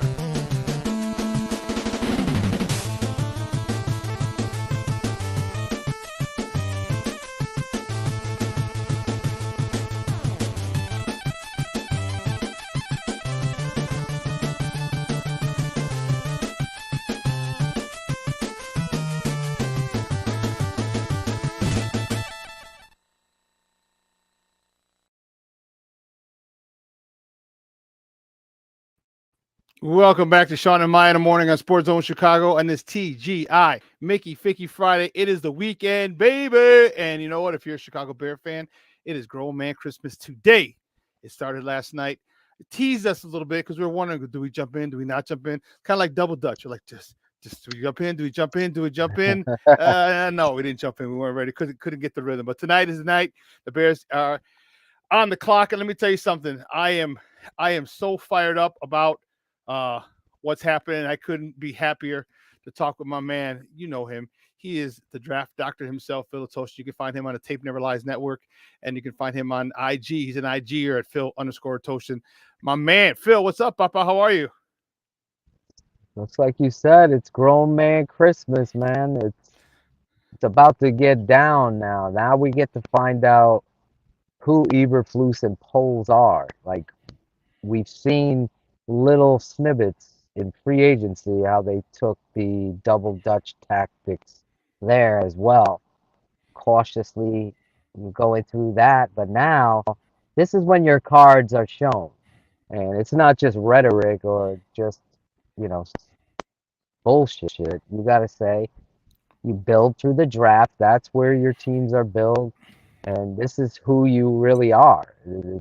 We always say, and to his credit, Coach Eberflus said exactly what I've said for years. The team is a reflection of the head coach. The tape is a reflection of me as the head coach. The draft is a reflection of the culture that they're trying to build. So finally, we're going to see at least who they want to be tonight. You know, Ryan Poles has been very calculated in his signings. He's been very calculated in the free agents he's brought in, and I like a lot of what he said. Not just damn near everything he said. I like the way what he said. I like his approach, and I'm excited to see what kind of wheeler and dealer he is, if he even wheels and deals. And he did talk in his press conference. He talked about a couple of things that I thought were awesome. He talked about trading back if they had to get more picks. He talked about the simulated drafts that they ran in their war room, right? Just to be ready. All right. I thought that was another phenomenal thing. I think that was awesome. So we're going to see what he's like, and I am looking forward to it. And again, thank you for having me on the show yesterday. And we were talking wide receiver. So we got 2 picks in the second round, 39 and 48. All right. Who do you for my peoples who are watching? Who do you go with who do you want in the 39th pick? I mean, it's really difficult because the 2 guys that I think, we had the discussion last night, and Christian Watson and Alec Pierce are those 2 receivers that that seems like everybody is looking at. And I'm there and I completely understand, but I think the 3 technique has to be in play here because of what happened with Obi-Wan Kenobi, the Larry Ogunjobi, the Jedi. I think that's what they were showing you. We really want to put an investment in this position. I mean, that was the first sign for me. Wow. Eberflus came in. He said he's not going to call defenses. I'm going to be the head coach, but they're going to run a 4-3 scheme. Now it's important. Now, granted, we can all say Mario Edwards and some of the other guys that are already on the roster, Angelo Blackson, that 3 technique is so important to what it is you want to do philosophically. We saw it with Tommy Harris, and everybody has witnessed the importance of that position. So I could see, Winfrey, Leal, and Logan Hall, as Shane dubbed Logan, the Buckner, because you saw Buckner. You saw the Colts make that trade with San Francisco to get that piece. Is Eberflus standing on the table saying, I want that DeForest Buckner clone here? And there's a huge upside. And I always give credit where credit is due. That's Matt Carson's and Bears Nerds pick at 39. Me, at the end of the day, I'm taking Alec Pierce. Gun to my head. That's my guy there. I just think I look at the personnel across the board offensively with Getsy and you want to attack down those seams and outside the numbers, to me, Watson has a really high ceiling, but as far as polishing the route tree, and like we talked about last night, Shawn, the away from the ball effort, the dominance, this is the best blocking receiver. So if you're going to run the ball and help Justin out, and you're getting a 4.37 guy with a 40.5 vert and all those nice stats, but at the end of the day, his effort and determination on tape get me excited. So that's, if I was picking, that's who I hope to get at 39. Okay. Yeah, that's what we're on opposite sides of the fence on that one, because I do want Christian Watson. Yes. You know, he's a blocker as well. I'm cool with that. You know, he came from a run blocking, I mean, a run offense to begin with. And I like him. He's got a little more lateral movement. You know, I like him. He can do a lot of those things. The verticals, you know, he's got a 38 and 38.5-inch vertical. I think it's a 4.37 is what he ran. They both ran 4.37. Yep. And so you got a guy. So I like him, but my thought is this: either one, I'm cool with. All right. If it was my pick, I'd take Watson. But if we get Pierce, trust me, I am not crying. I'll be happy as a pig in slop. And then I as we were talking today, I decided to change my thought a little bit. I'm like, you know what? Because remember we talked about, man, what if they're both there in 39 and 48? And I'm like, you know what? Yeah. Okay, cool. And I was like, yeah, that'd be awesome. And then I thought, okay, you know what? Maybe we can go after another position, because if we didn't get two wide receivers in with the second one in 48, I'm okay with going after a lineman. I'm okay going after a 3 technique, and then you can get another guy like a Calvin Austin or another little short like slot scat back, the guy that guys hate to cover on crossers, on jet sweeps, those type of guys, because then you'll have your number one receiver in a Christian Watson and Alec Pierce or Pickens, and then you have Pringle, you still have Darnell Mooney, you still have Cole Kmet. And then now you get another little short, fast guy. I'm okay with that too. Let's add another need as well. I just want to make sure that we do. Me personally, I want 39. I want it to be a wide receiver. If we get a 3 technique, who I think I'll be okay. I'll be okay with it. I'll just be like, all right, you better get a wide receiver with 48. I think Bears fans, for Shane, my partner's credit, are gonna go bananas if. There he is. What's up, bro? Hey, can you do me a favor? You got horrible static. Can you just log off and log back on? You could hear you, but it's messed up. Thank you. Oh, cool. We're gonna wait for Phil to come back on. Yeah, we were talking. Yeah, Sky Moore is great too, Mustafa. Sky Moore is great too. Don't get me wrong. That's what's so awesome about this draft, is that we're so deep in the wide receiver position, and it's okay. How's that? Oh, much better, much better. Holy cow! Oh, here we go. Yeah, because something happened with someone called while I was in the green room, so I had to get off, then come back on. So maybe that was it. Ivan, come back in.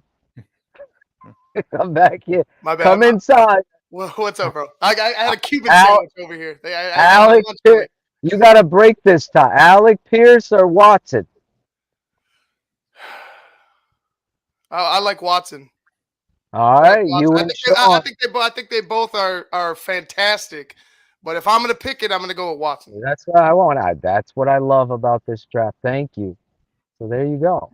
Yeah, he'll be the tiebreaker, because we were all tied up last night. That's not.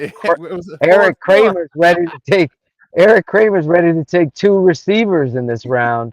He's so excited. Dude, the look on his face when it's so funny. Shane mentioned it, he was like, oh yeah. Yeah, he was Arthur fired up. He didn't have to say anything else. Yeah, get some receivers here. And listen, I get it. This day and age, the thing about this, Shawn, I want to say this. Equanimous St. Brown, there is a lot of back and forth with him.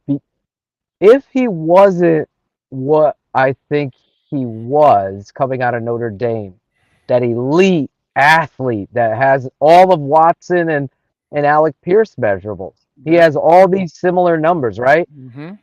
If he wasn't what I believe he was on tape, then Getsy wouldn't have brought him over here. Just think, as you and I as coaches, are we going to vouch for this person to come over here if we thought he wasn't? So from what I know from a former Bear safety that you mentioned previously, that Aaron Rodgers and EQ St. Brown, they didn't see eye to eye. And you know Aaron Rodgers. If he has a gripe with you, you ain't going to see that football. So that's going to be interesting to see how he is and how the Bears view him, because everybody and their brother is saying we need a receiver. We need a receiver. Maybe they really like EQ Brown, and that'll be interesting to see, especially with the Pringle stuff. That's just a travesty. This has been a very, very bad luck situation with what happened with Larry Ogunjobi and Pringle. As Brian Perez was on our show on Wednesday, and he made that maybe tonight's the night that the luck gets turned around, but it hasn't been good so far. Yeah, give me your thoughts on that. You know, my thought was this. First and foremost, no one was hurt. So that's the most important thing. So it's not like he ran someone over, a woman, a child, an elderly person, a handicapped person, whatever. Okay, what he did was stupid. Okay, you had your child in the car. I think that was stupid. I think that I don't think that's releasable. Like a lot of, oh, you got to cut him. No, you don't got to cut him. Don't be stupid. He didn't. No, again, you got to look at the ends. What happened? It was that no one was hurt. Everything was fine. Okay, he's gonna have to deal with the baby mama more than he's gonna have to deal with anything else, because she's gonna be like, you have my son, you know, driving like a maniac. I think it could be a situation where it's a bad situation, but it's not a good look.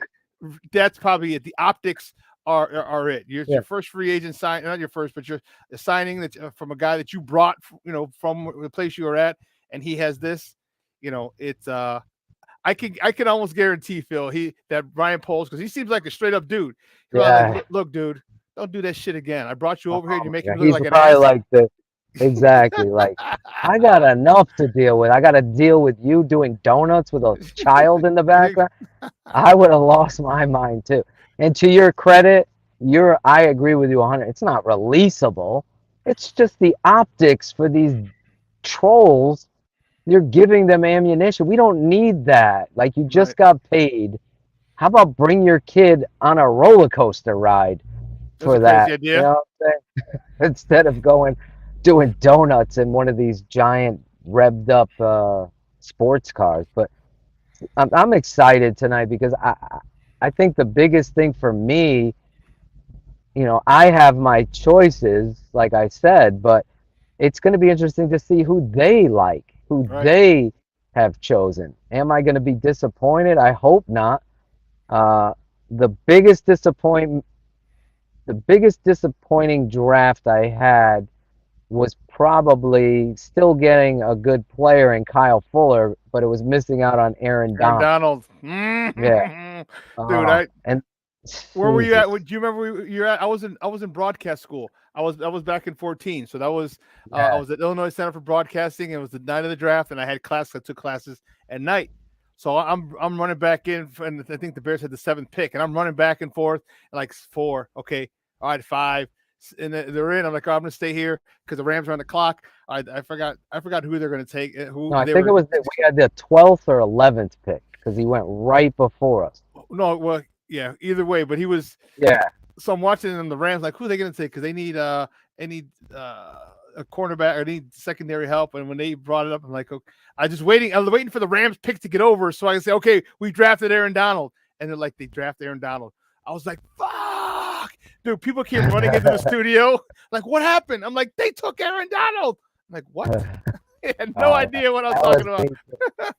That was me. I was like, oh my God, here we go again. We're one off of getting the guy that I want.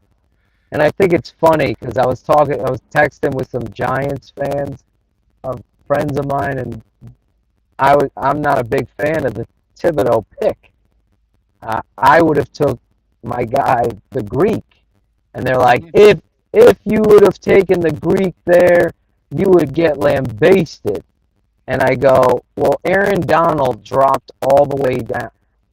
Tom Brady, 32 GMs passed on him 5.5 times. Mm-hmm. Don't give me where and optics of how you're going to get great football players. And right now, tonight, to bring it back full circle here, there's a lot of good football players on the board. So the Bears have no excuses. And to your point, I think there's a huge chance, just sitting here today, recovering from broadcasting the draft last night, that you're going to see Ryan Poles trade back at 39. I really believe it's like an 85% chance that's going to happen. That's my gut right there. There's a real good shot at that, dude. There's a real good shot. And Kyle Fuller was the 14th pick. And so 14. The 14th pick. So he went all those GMs. If we had a redraft, do you think Aaron Donald goes first overall? I mean, this is what I tell people. I'm like, don't tell us about the draft, man. These teams get infatuated with players and whatever and numbers. Let's watch the tape. To me, Aaron Donald was the best player in that draft, and look where he is now. And it sucks that we didn't get him, Shawn. But dude, you're telling me, it is what it is now. Dude, that was. I'm telling you, I was waiting. The other one was the Randy Moss when we took Curtis Enos for God's sake. Yes. And passed on Randy Moss. I know Shane, that's his worst draft. God. You know what's funny is we were talking yesterday about who said there was a favorite back. Rashawn Salam was our favorite back.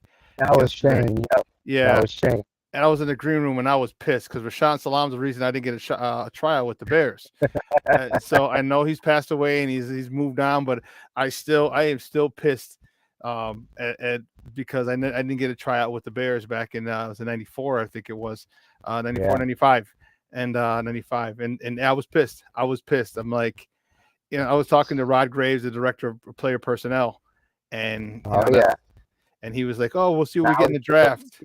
Is he with the Cardinals or did he retire now? He was with the Cardinals. I don't know where he's at, but he was with the Cardinals. Yeah. And when he told me no, they weren't interested anymore because they drafted Rashawn Salam. I'm like, dude, the dude ran an option in college. He didn't run between the tackles. He's a Heisman winner, Shawn. That's what he said. He goes, he's a Heisman Trophy winner. I said, yeah. And my argument to him was, you know what? I said, even on his 2,000th yard that he got, I said it was an option. I said he's not going to be able to run in between the tackles in Chicago in December. He's not going to. He's like, oh, well, we're happy with what we got. I was like, really, dude? I'm like, not even for a trial. I was like, I got my own insurance. I was working in New York at the time. I was working in Wall Street in the World Trade Center, and I was like, I've been in shape. I'll fly out. I said, I'll pay my own way to get this fly out. He's like, oh, well, we're not interested. Then they said, off of free agency, they got Darnell Thompson from Minnesota, from the Green Bay Packers. And I had all my stats there, all the stats from the running backs. I'm like, is this the same Daryl Thompson or Darnell Thompson? Whatever. Daryl Thompson from Minnesota. I think he's out of Indiana or Minnesota. One of those two. And I said, I remember that too. I was like, is this guy who rushed for -2 yards last year with the Packers? And he was like, yeah. And I'm like, dude, I'm cheaper. I said, and he explained to me the politics of it. He's like, well, we'd have a guy in the league. I'd rather have a guy who was in the league as opposed to a guy who wasn't. I'm like, so you're telling me it's a catch-22, Mr. Graves? I said, you're not going to take me because I don't have experience. But how the hell am I going to get experience if no one takes me? And he was like, well, good luck. I was like, yeah. So I was pissed. So Rashawn Salam, God rest your soul. God bless you. But every time I hear that name, it's like, I would have loved it because we had talked for like 2-3 weeks up to that point. He's like, well, we'll see up to the draft. We'll see what we get. And, maybe we'll bring you in after that. I'm like, okay, cool. But so, yeah. So you mentioned Rashawn Salam yesterday. I was a little, I was like, Niagara Falls. all my Three Stooge fans out there. But yeah, dude. So tonight's gonna be good. You're having another draft party. We're gonna have one here as well. We got some guys from some of our other shows. It's gonna be really, I'm looking forward to it, man. Do you see any surprise picks? You think to see the Bears like, hey, going way off target and say, hey, grabbing a strong safety, grabbing something. Do you see them at all maybe kind of, throw us a curveball? Two curveball guys that I could see, and people are gonna go crazy over this, but I'll break the news here. Offensive tackle, I could see either of those offensive linemen from Central Michigan, Raymond and Gadecki. I could see them taking an offensive lineman here, or this is the big curveball, the one wild card.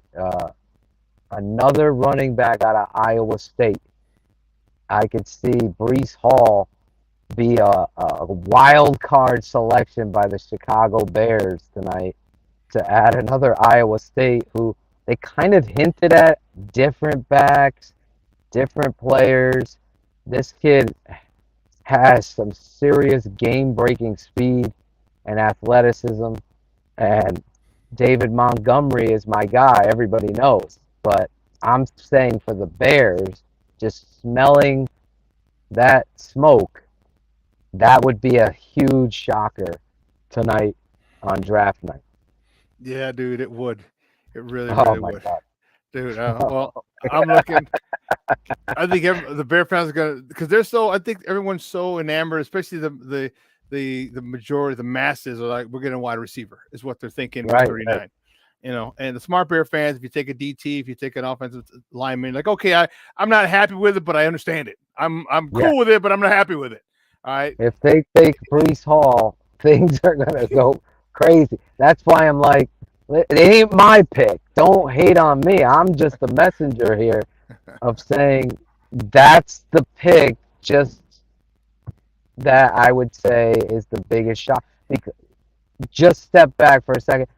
Breece Hall is an amazing talent, and there was talk that he was going to go in the first round because he's that kind of speed demon, game breaking, changing. How this administration views it and how they decide to use it in that 2-pitch count. See, I'm not that.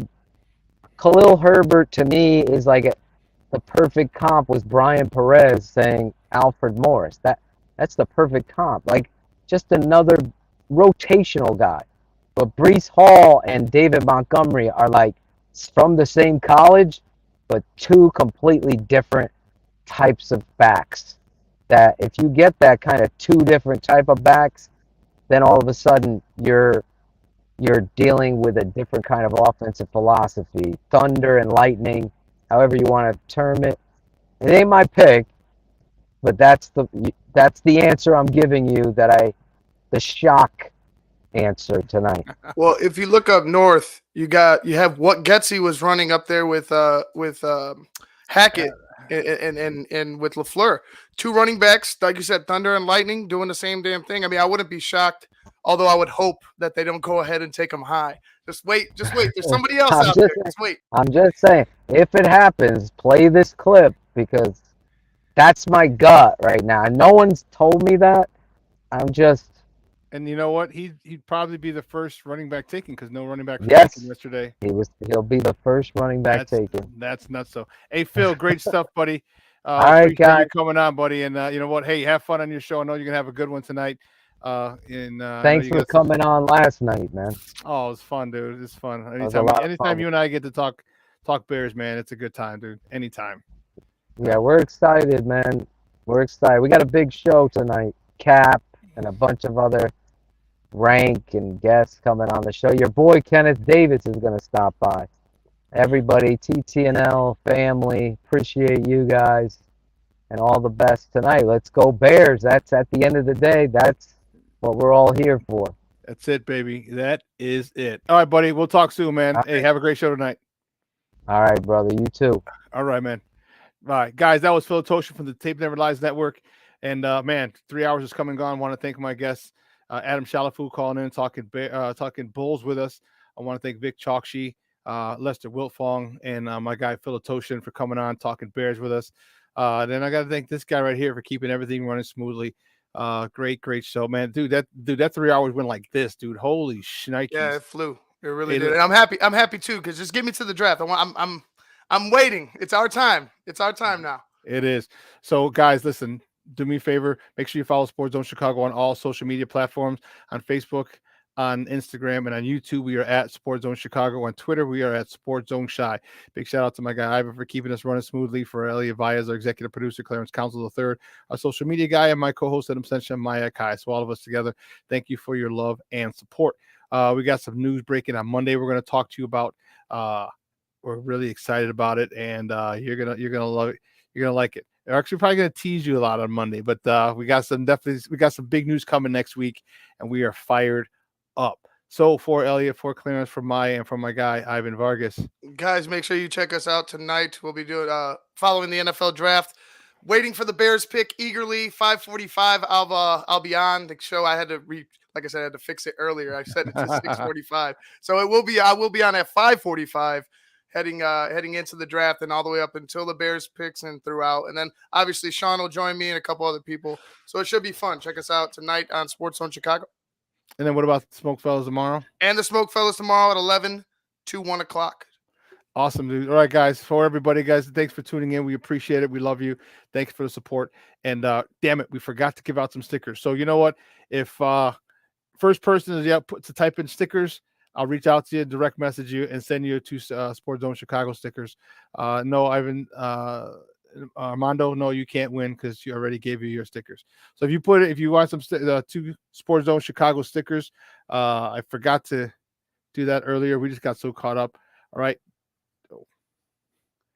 right, just type stickers in the chat, and I'll direct message you. I'll reach out to you and get your address and send you some stickers. So, guys, again, we're going to take a 69-hour break, and we're going to have a lot to talk about on Monday with who the Bears have selected. So enjoy it. Have a good time. Go White Sox. Big matchup tonight. See who's starting pitchers is Lucas Giolito, and so a nice pitching matchup, but I'll be here talking Bears, and I'll just watch them on the highlights. All right, guys, have a phenomenal weekend. It's supposed to be pretty warm. To your boy, the Superback. We out.